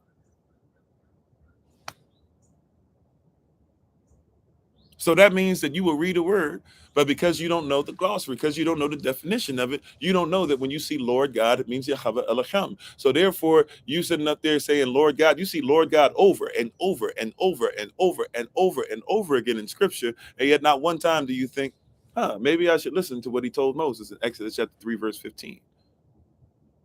Instead, what you do is you say, oh, I'll just pay attention to what he said in Exodus 3:14 because, everybody likes I am. And then he didn't even use chayach twice. When it says I am here, it doesn't even say chayach. It says something different here, then it says something different on the bottom. When it says I am simply, but you still use the same word. Because somebody told us we don't have the glossary, we don't have the culture. Yep. I knew it was only a matter of time, Daniel Green. Religion is a coping mechanism for people who are afraid of being unalive. And I get you, even though, people are religious commit suicide and people who aren't commit suicide. So I guess, I get what you're trying to say apologetically. It doesn't necessarily make sense. And it's really you just trying to, use a straw man or use really, gaslighting, because that's not even what we're talking about. But I guess you're going to try to use ad hominem to say that everything we're talking about has no value. But what we have to deal with that and do with that is simply this. Even if you're saying that that's the case, religion just simply means a legion of people that repetitively do the same thing. If you religiously believe in empirical data, then that's a religion by definition. That's not going to bother people who have decided to be part of a different religion than you. If your whole thing is just to say, if you believe in something that I don't believe in, then it's because you're a puppet or you're a sheep. I mean, did you vote for somebody? If you did, then you're a sheep too. It's just, I don't mind being called a sheep, and I don't mind. And by the way, if I'm wrong about the afterlife, what happens? I just become dirt, like you say, and I become part of the cosmos. I become part of an eternal story that continues and continues and continues. But if I'm right and you're wrong, what happens? Then I'm in heavenly places eternally, and you're going to have to deal with consequences eternally. Right? But see, people don't want to talk about the code. People don't want you to believe that science is coded as something different than religion. And thank you for the love. May I say that again? See, it's a code. People want you to believe, right, that science is coded as something. They don't want you to believe that science is just worship. You don't think people worship scientists?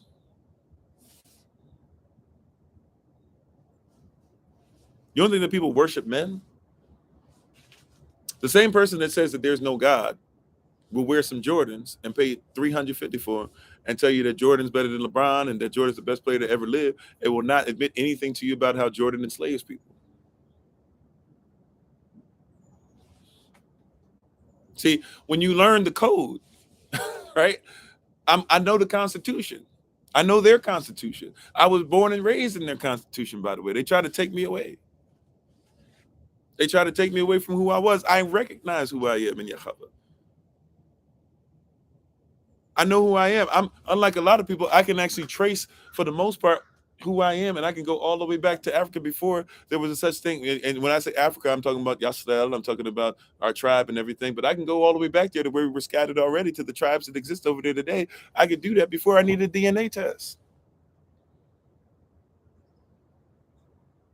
See, science has to catch up to where I'm already at.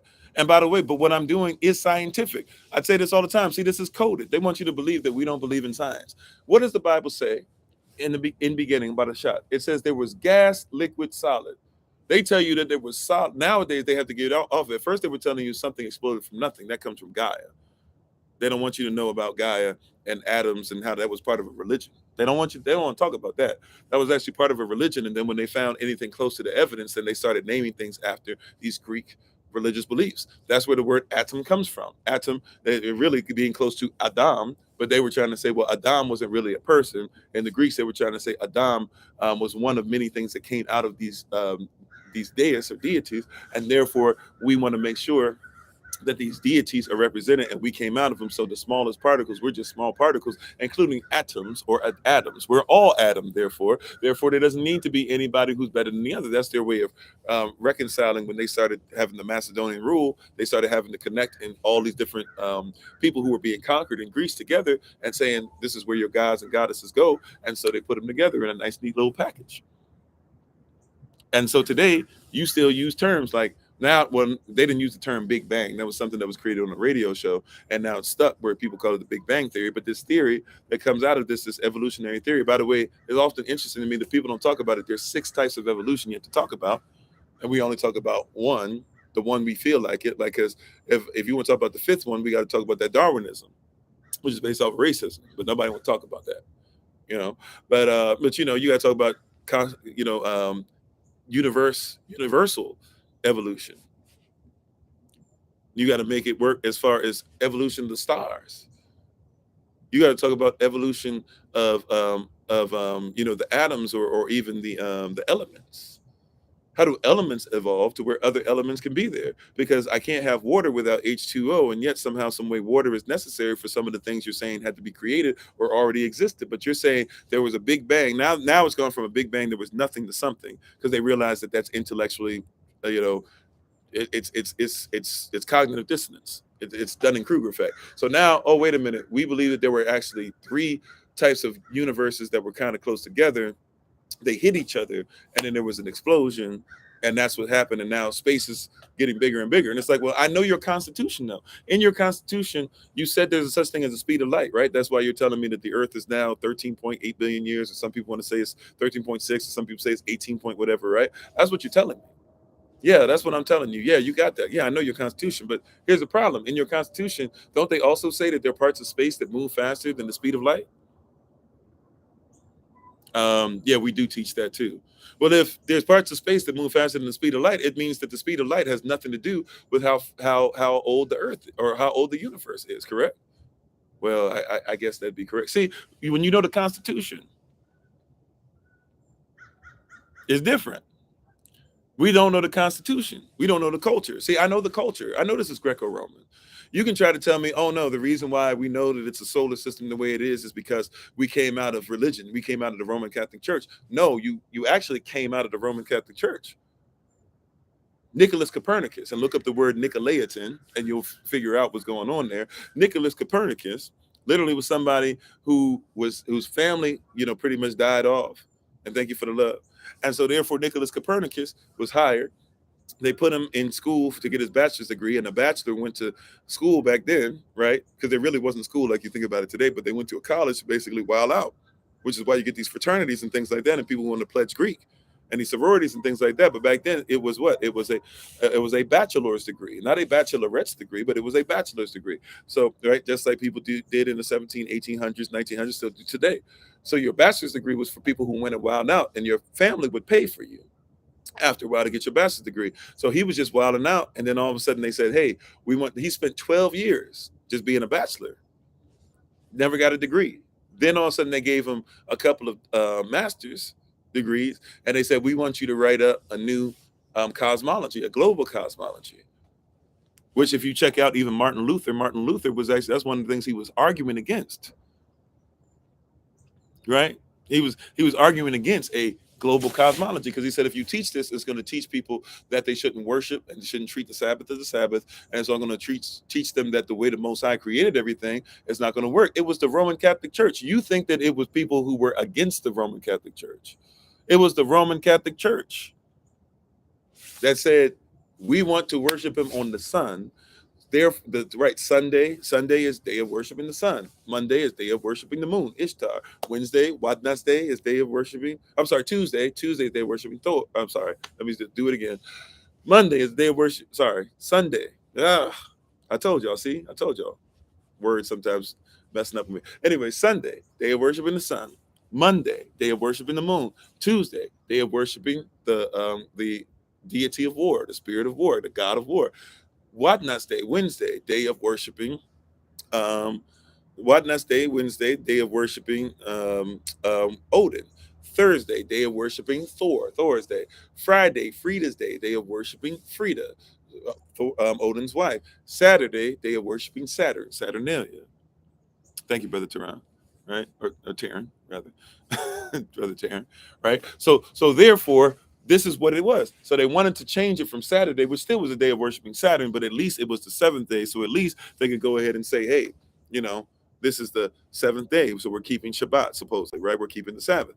They moved it to Sunday, hired Nicholas Copernicus to come up with something to be able to say it was okay to worship the sun, so that they could say, hey, it's not that the sun goes around the earth, but the earth goes around the sun. And matter of fact, all these other planets that we worship, that we said we worship, worshipped after Mercury, Venus, Mars, right? Jupiter, Saturn, Neptune, right? These are all deities, spirits. So they say that these spirits, they all revolve around the main deity, which is the sun, trying to now marry the marriage of iron and clay, Daniel chapter 2, trying to marry the two together to be able to say this. Am I a creationist? Of course I would be, right? And I have no problem with it. But see, they want you to believe that this stuff was made this was made out of the Roman Catholic Church. The Roman Catholic Church wrote it out. Scientists will tell you, yeah, the Roman Catholic Church came up with it. But you have scientists still telling you, oh no, this is not religious. The only reason why you look for these terms is because it's religious. It's Greco-Roman. It's romantic. It's Roman antics. It's a religion, legion of people that repeat the same thing over and over again. If you religiously believe in the universe not being a single spoken sentence, that's what it is. Universe, a single spoken sentence. But if you believe it's not, that's a religion by definition. Well, when we say the days of the week, we're in the land of our captivity. So in essence, we're in a position where we shouldn't really be saying these things, but we kind of have to say these things just to exist. So there's a lot of stuff that we do in the land of our captivity. That's why the Bible tells us to try and start coming out first mentally, spiritually, right? Spiritually, emotionally, physiologically, psychologically, but even physically at some point, we need to be able to go somewhere, or at least go somewhere and gentrify it like anybody else can. See, people have a right to gentrify stuff into whatever they want. People have a right to gentrify, for example, your zodiac signs that you use. Those are supposed to be Kemetic, and really before them, the Kemetic people canceled it out too and took from the Cushitic brothers, their own big brothers. They took from them. They took what was theirs. They crossed it out, and then the Greeks came and did the same thing to them. And so now you're using the same Greco-Roman value, not even realize where it came from. So people have a right to go ahead and gentrify. What happens is we don't gentrify. Who do I worship? I said I worship Yahweh. I don't worship God because that's Germanic deities. I don't worship Deus because that's Greco-Roman. I don't worship on Yom Kippur, even though I'm Shwi. I don't worship Anansi, even though I'm West African. I don't. I don't. I get what they mean by Gi and Yame, so I get that, right? I don't worship. I mean, the list goes on and on. I don't worship. People go, what is that? Karma. Karma is a spirit. I don't worship karma. I do believe that give unto others what you're right, give and it shall be given unto thee. Elohim's measure pressed down, shaken together, and running over. I worship Yahweh Elohim. That is who I worship. Right? That's who I worship. So when we get into this stuff, but once again, we don't know the Constitution. We don't know the value of learning our Constitution. Once again, even scientifically speaking, right? Even scientifically speaking. Are you ready for this? That's why I don't care about if Shaq gets a statue outside for people to worship Shaq. What does Kobe's statue look like? What is and I know they didn't do a great job with it, but what is the Washington Commanders, what did they do to honor Sean Taylor with his statue and stuff like that? And I don't worship these people. I'm not saying that I don't mind statues of people or whatever, but I mean, let's be honest. Like a lot of these people are saying this up to me, you're going to live forever. No, you're not. Like you guys can't, some of y'all can't name me one gladiator. How many gladiators have existed? You should at least be able to say Spartacus, bare minimum. But a lot of us can't even name one gladiator. Why? Because these are sports. You're fanatics. But fanatics, guess what? Things that people are fanatical over, they come and they go.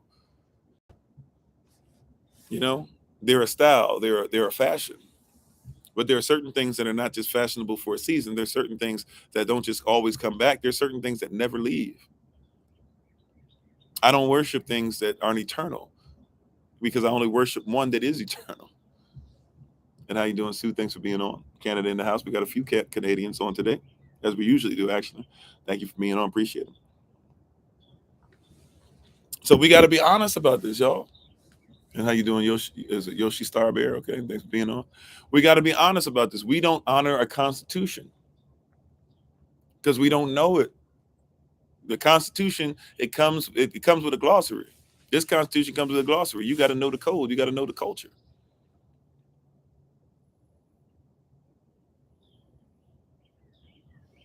How you doing, Miss Lady? Right? You got to know the culture. You got to know the Constitution. A lot of us are not constitutional. We have no clue. We don't care. We're not worried about it.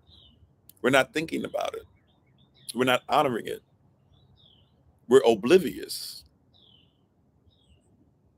We're oblivious. I mean, I don't know if I have enough time to get into the Yahweh thing, especially because I don't have it to write out, but we use Yahweh here. And I'm not going to argue it because really at the end of the day, it's kind of dialogues and it's about the whole land of your captivity. A lot of us learned even the language that we're trying to speak now. A lot of us are still speaking something that doesn't belong to us and trying our best to make sure that it's better. Right.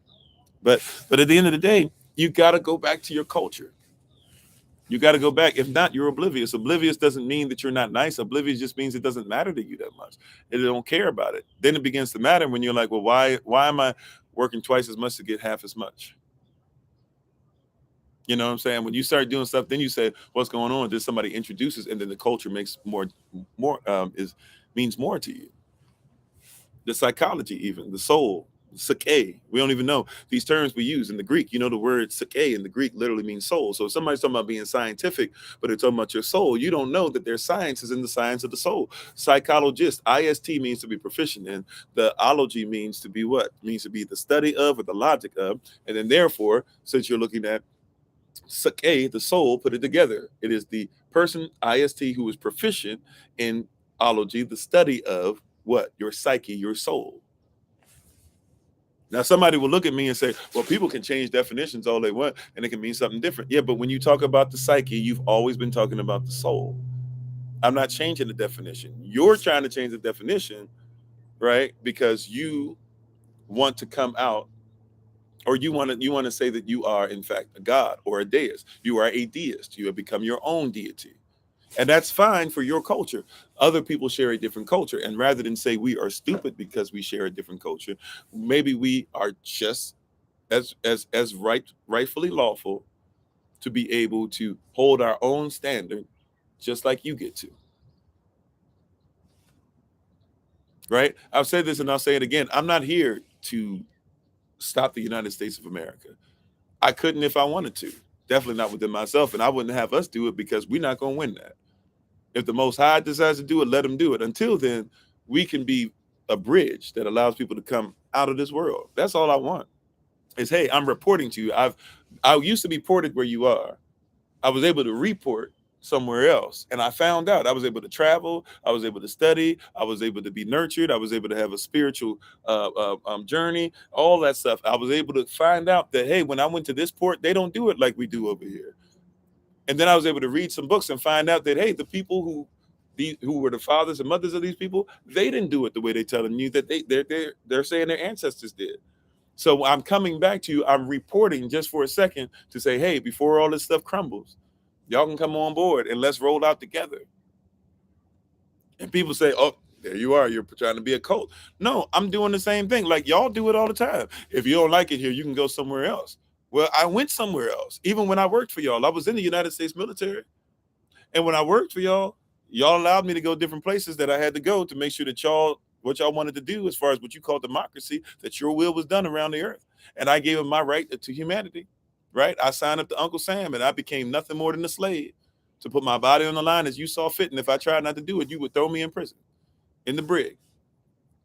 But when I went to these places and I talked to people and I traveled, and then after that I kept traveling and I realized I talked to people, I realized that people are saying the same thing that we're saying now. Matter of fact, they're the people that they are some of the people you say that I say don't exist, or I'm sorry, that you say don't exist. They were the ones that I talked to tell me about this stuff.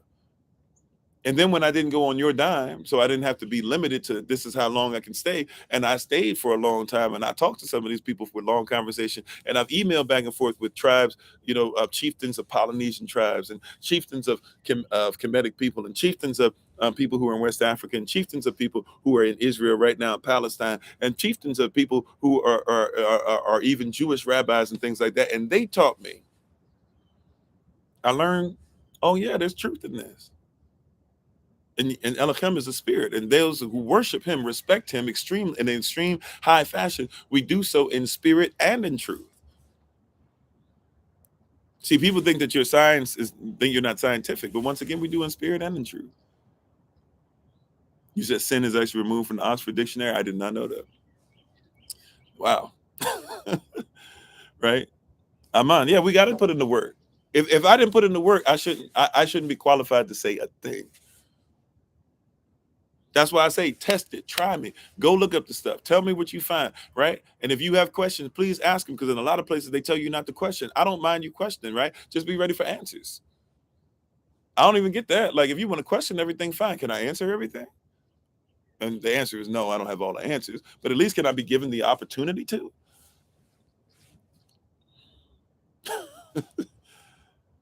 Aman. I appreciate you guys' journey too. This is our journey.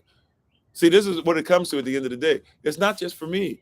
It's for everybody. It's for everybody. Lottie Dottie and everybody who like to party. We ain't trying to cause trouble. We ain't trying to bother nobody. We just trying to get on this mic, right? And we gonna rock it, right? Like, that's it. I don't know why I'm quoting Slick Rick, but you know what I'm saying? We just out here trying to make sure that you get something, right? We just trying to make sure that you get something that you never heard. I think about it. How wild is it that somebody would take sin and remove it and then tell you they're telling you the whole truth? How wild is it that the Roman Catholic Church redid the 10 Commandments and took out the 4th commandment, which told you to honor the Sabbath?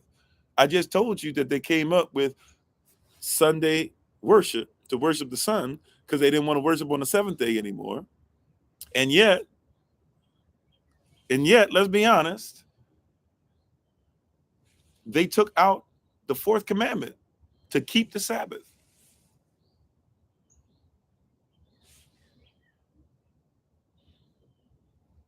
They're the ones who started enslaving people first in the triangular slave trade, the global slave trade, not just the one that you think about for yourself, but that was going all around the world. And the first people that they enslaved, that they called Negroes, were people that they now call Sephardic Jews.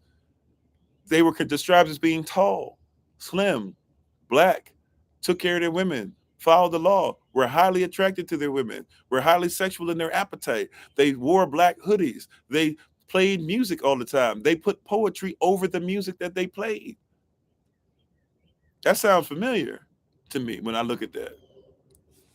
That sounds familiar to me when I look at that. When I start getting that description, they had long negroid features. They had long hair. They had locks. It sounds familiar. When I start hearing that, I'm like, yo, that sounds a little that sounds like that sounds like if I was to look in the mirror. Right? I'm not telling you what I heard. I'm telling you what they said. Remember, the burden of proof should never be on us. It should be on those that came before us. If they've been telling us this,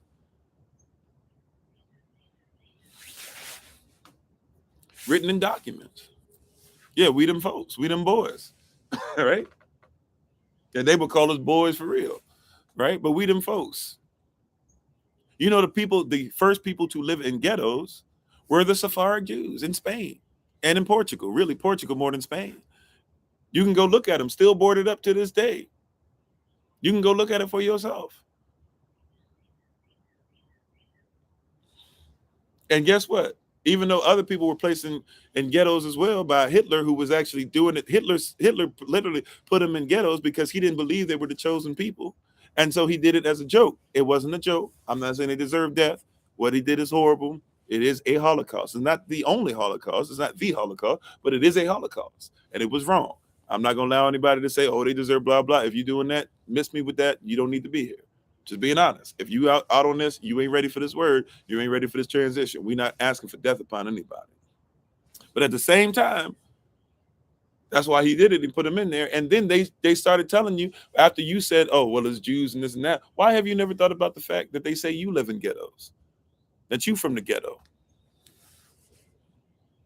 The same ghetto, the same word they were using way back when, We have a whole thing on this code breaker series, by the way. We call it the time code. So go look on the playlist if you want. We go really in depth in that. We had a whole watch party that we just recently did, if y'all remember. And we were watching something called Reclaiming the Throne. And we looked at that to be able to get a lot of this information as well, to make sure that we saw it's not just us saying that this stuff is there. They give you books. They give you all that. You can look it up on tubitv.com, by the way. tubitv.com. tubitv.com, right? And go ahead. All you got to do, it's free. You will have to watch commercials, but it's free. You can sign up for it. And when you sign up for it, it'll bless you. Look for Reclaiming the Throne. That's the name of it. We went over all 3 episodes, and we even talked about it a couple Saturdays ago. So it's called Reclaiming the Throne.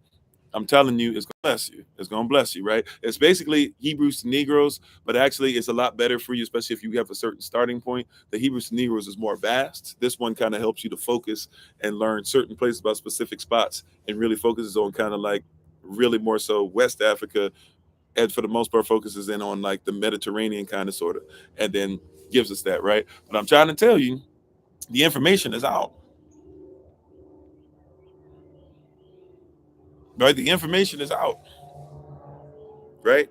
The information is out. But it's in your constitution. Now, once again, this is what happens in law, and we're already over time, so I got to be close, or I got to be quick, right, with this, so we can take our leave. When it comes to the Constitution, everything that is done, it has to be available to you. Before somebody can say that you broke a law, they have to make it available to you first. What does that mean? That means that before you can break a law, somebody has to put something somewhere where you can find it. We would call it in the Bible, you might call it a mystery. Or in this code breaker series, we're calling it code. Everything that is available to you, it must first be shown. You hear what I'm saying? So that's why, wait a minute, they putting babies and stuff in these containers, and they're letting them grow, and you don't even have to be there around the baby, or the baby can grow in your house, and you can go ahead and leave somewhere, come back, and the baby will keep growing. Or they could be grown in fields of babies, or if there's extra babies, they can go ahead and they'll call it waste, and they'll get rid of them, and they'll feed it to the other babies and stuff. Where are they getting that from? They showed it to you. They showed it to you. They showed it to you. It's called the Matrix.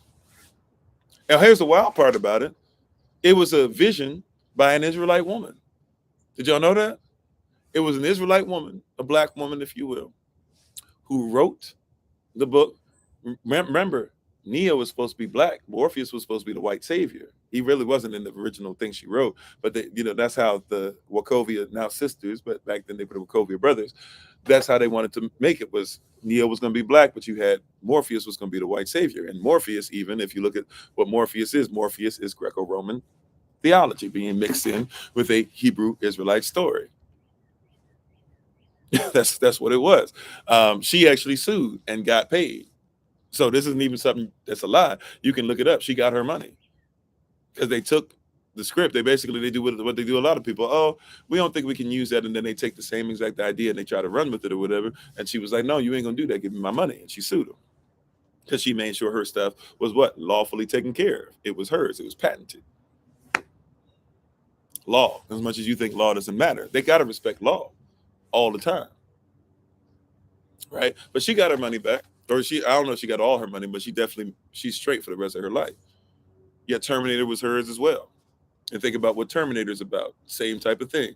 You got somebody coming from back in time to warn you that if you get outside of the will of Yah, if you start giving your stuff, signing away your stuff too much, you start giving even people a chance to be able to hire robots to do certain things. The very people who you sign your way, or the things you think are there to make your life comfortable, they will actually kill you. It's the same sister giving you the same type of story. She got 65 mil. Thank you. I didn't even know what it was, but she got 65 mil.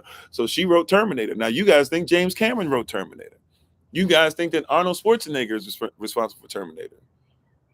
Same sister. That's your story. You see that? That's your constitution. But we don't know enough about our culture to even recognize it. So everything, now the Matrix 2, the Matrix 3, they kind of sort of go off that stuff, but they went off the rails. She wrote the first Matrix. That's why a lot of people don't like 2 and 3 as much. But she wrote the first Matrix, and she wrote the first Terminator. What happens? Somebody who's even outside of time impregnates a woman who will be the savior of all.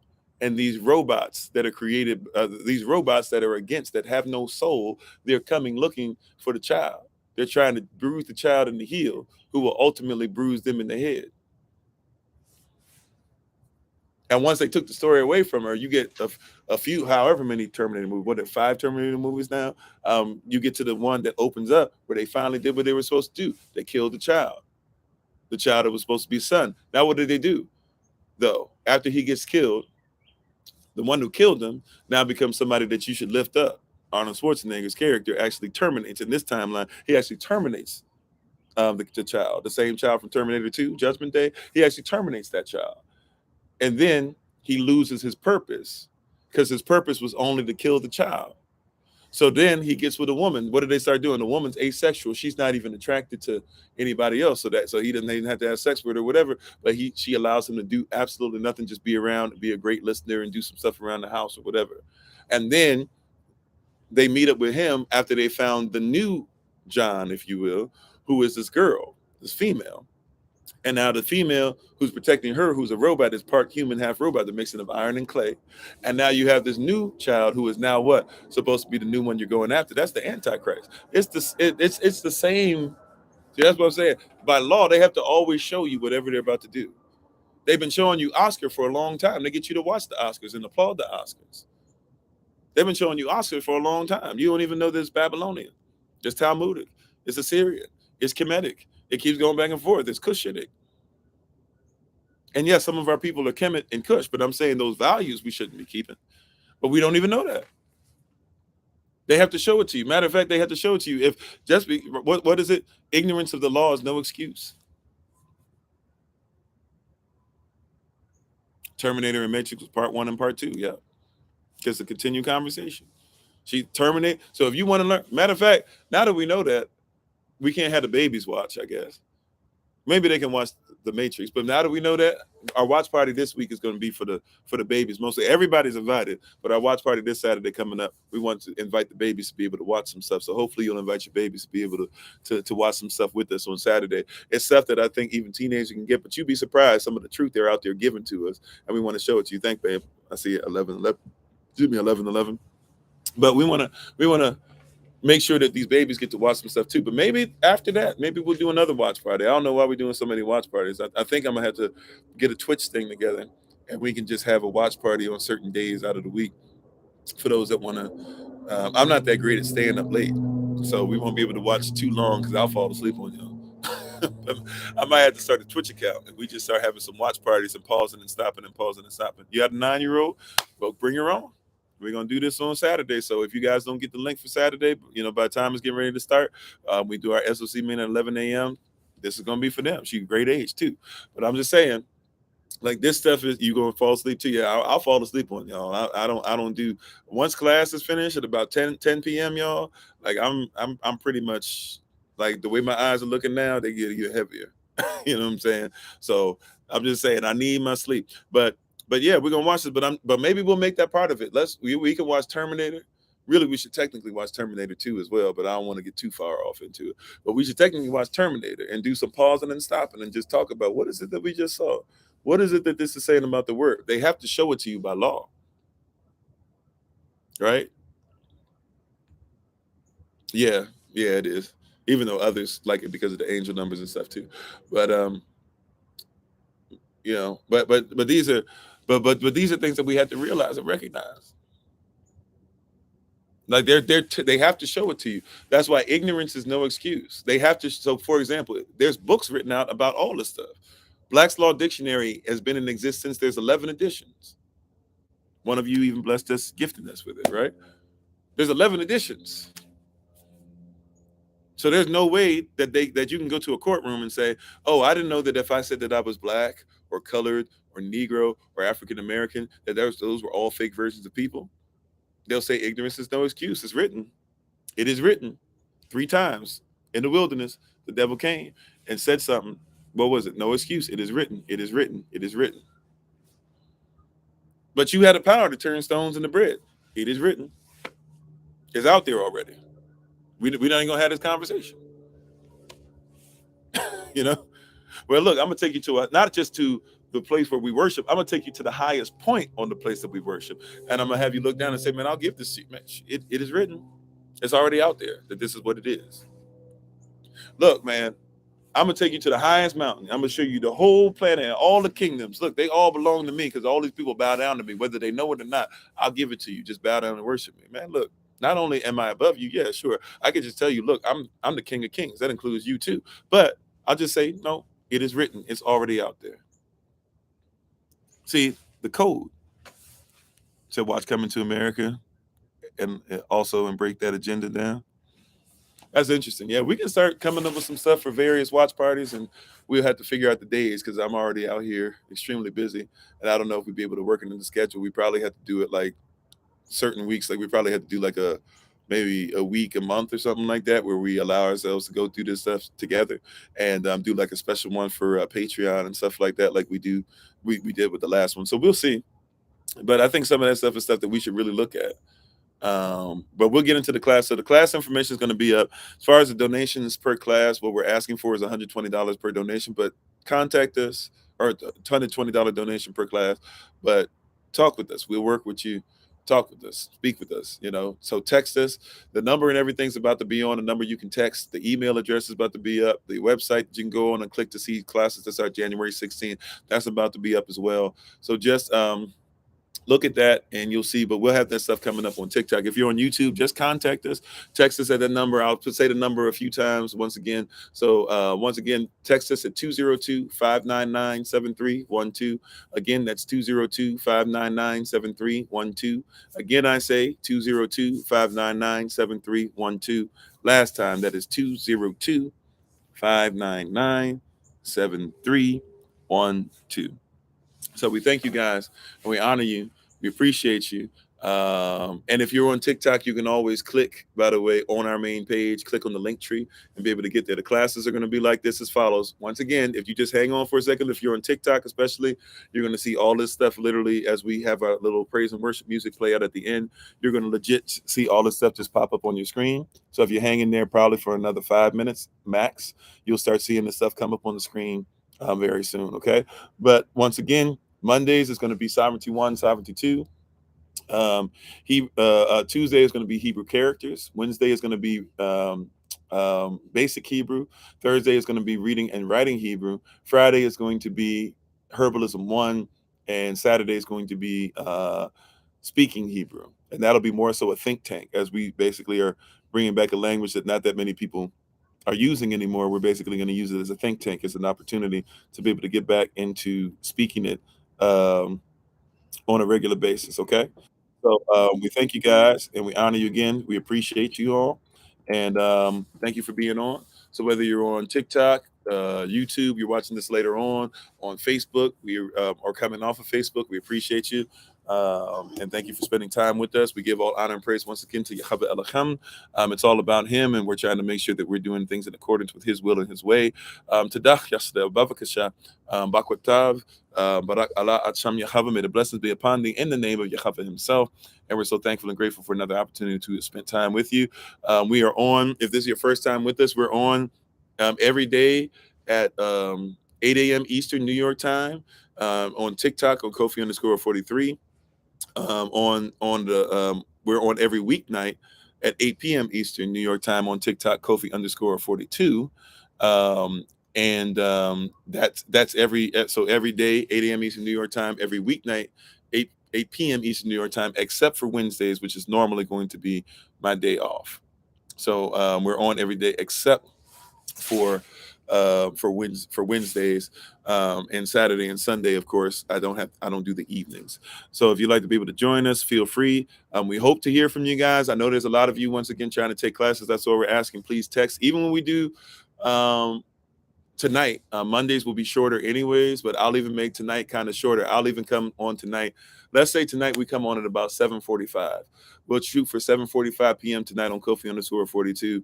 That way I'll only go till probably about 8:10, somewhere around there. And that'll give me time, even for those who still didn't have a chance to send their stuff. I'll even try to get you to text in, and we'll try to bring you guys in and make sure what's clear or whatever, and you guys can at least maybe be part of the first session and stuff like that before we do next week. So just come on in. tonight or whatever, and so everybody can at least see how it works. After that, it's on you to put in the work or whatever to make sure. But text that number or email us at the information that's coming up. But we appreciate you all. We thank you so much. We honor the King and Queen, each and every one of you. Please study this word and meditate on it so you can be hearers and doers simultaneously. We want you to make sure you know what confidence are. Make sure who's a constituent in your life. Be able to recognize what a comrade looks like so that you can be competent and confident in all things that you do, and therefore learn more of your constitution. So we thank you for being on here today in this Code Breaker series. We've been talking about the code of the seas, as in the letter C. Tomorrow, we're talking about the code of the seas, as in the SEAS, some maritime law, some admiralty law, some things that you've been using that you might not recognize, where you are basically vessels, but vessels that have been stolen, or vessels that are not being used to transport the kingdom, but are now transporting other things that are not kingdom based. So we thank you guys. We honor you. We hope to see you guys later tonight. If not, we hope to see you guys tomorrow, same time, 8 a.m. Eastern New York time. And then on Wednesday, we praise y'all for Minister Tamara, who gave us a great message earlier for Early Rise of Bible Study session. On Wednesday, she'll be on YouTube on my day off, and she'll be able to give you another great message as always. So we thank you for that. And thank you again. We honor you guys. I honor my wife, who is great, and getting greater every day,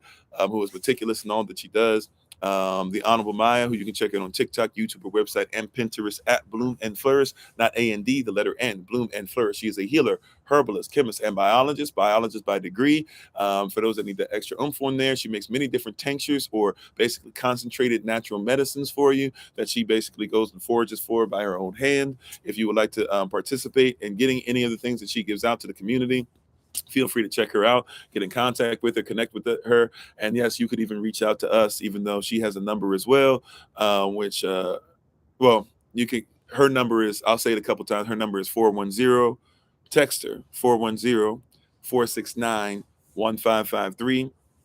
Last time, 410-469-1553. All right, but thank you so much. We're about to put the rest of this stuff up on TikTok and our little shout out, and our shout out that we end with. So we thank you guys for being on. Thank you everybody on YouTube. Thank you everybody on TikTok. Everybody watching this, listening to this later on. We appreciate you so very much. As always, this has been Pastor Kofi, Pastor Servant to Christ, where we are always changing lives one mind at a time by being a voice of the voiceless and speaking the unspoken. Don't forget your affirmations: Romans 8:1, Romans 8:11, Romans 8:18, Romans 8:19, Romans 8:28. And don't forget the power that you have in this year, 2023, where we look beyond what we see, going towards making sure that we get to Passover April 5th. We'll start getting the leaven out of our home February 23rd. Oh, and by the way, those who are in the Georgia area, all right, I won't say where yet, but those are in the Georgia area and in the Florida area. We're going to start getting some other areas pretty soon too. But those who are in the Georgia area, we're going to meet on Zoom on the 21st, this Saturday. So I think like 2 p.m.-ish or 4 p.m. or something like that. It'll be given to you guys very soon, where you get a link for it. We're going to meet on Zoom just for those who are in Georgia. We're going to meet on Zoom on the 21st. And then those who are in Georgia, we will be meeting together on the 28th from 2 to 6 p.m. Eastern. So those who are in Georgia, right? If you're in that area, we look forward to having a Zoom meeting just for you guys.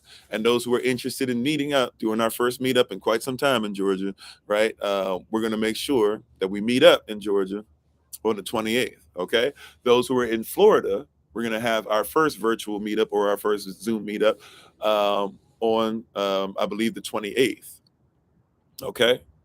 So we'll get that timing together, right? But those who are in Florida, anybody in Florida, right? Or even if you're close, some of you, I might send something as well. But anybody in Florida, we're going to do our first Zoom meeting on the 28th. All right. But those who are in different areas, as we're growing and growing and growing, and as we're connecting, and as we're calling people, and as we're asking you to call, and the people are texting you saying, hey, what's up? This is so-and-so. Please look for them, because we're trying to make sure we start coming together on a regular basis. So by the time we hit these holy days, we can all come together, especially September 29th through October the 6th. That's going to be the Feast of Tabernacles for us, where we all want to come together, right? So we don't have the exact location yet. We're trying to make sure it's going to be secure, especially if we're going to be out in tents, or if we need to come inside. We're making sure there's a place where we can all come in. We can make sure that it can be, clean where we're going to be, as far as even the bathrooms, the different things we're going to be using that might be communal and all that stuff. So we're going to look at all those things together and make sure that those things are together. But it's coming together nicely.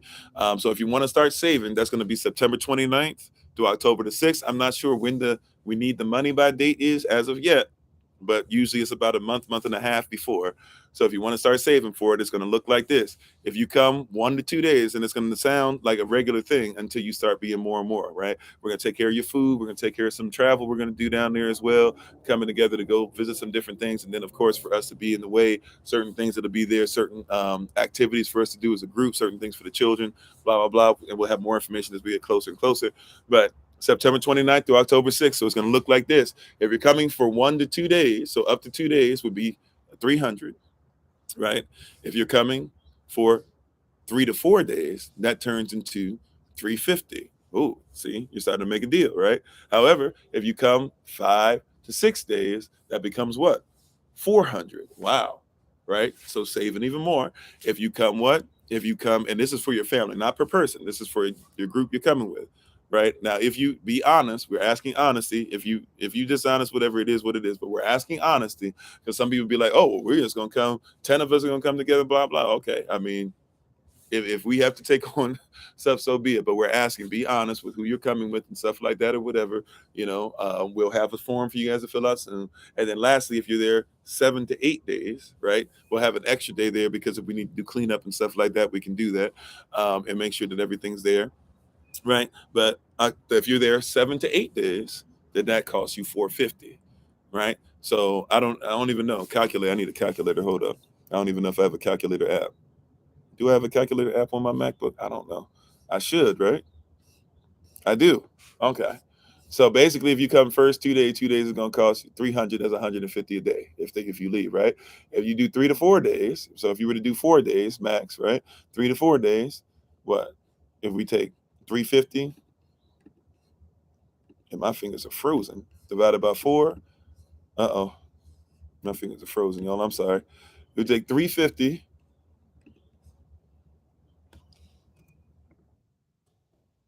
and we divide that by four. That gets us, it's now $87.50 a night, right? But if we take now, if you do 6 nights, so 5 to 6 nights, so let's say you do 5 to 6 nights, and we take 400 now, and let's go ahead and divide that by six. Now it's become what? It's we actually become $66.67 a night, right? You see what I'm saying? So it's a lot. The lower amount you come, right? But the longer you stay, it actually starts working itself out. If you do 7 to 8 days, so let's say you decide to stay 7 days or 8 days, let's just do 8 days, right?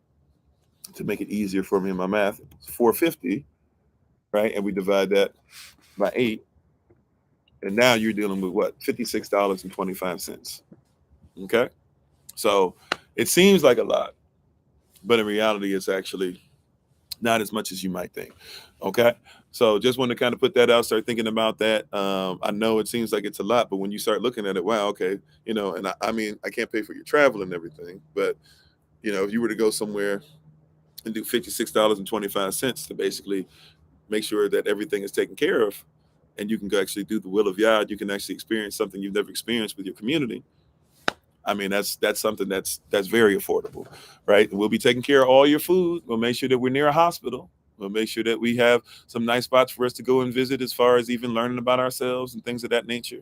We'll even have some stuff as far as growing food and things like that. And we will have different stations. We even have people that might come and bless us so that we can put some music together and things like that. So all the stuff's going to be taken care of, right? Just want to put that out there. All right. So we just want to give you guys a heads up. So start saving now. People always say, oh, I didn't know. I didn't know. Okay, look, last year you didn't know the location, but we were talking about from October 2021 until October 22. And people still were talking about, I didn't know. I didn't know. All right. It's there. All right. You know about it. There'll be more and more posted.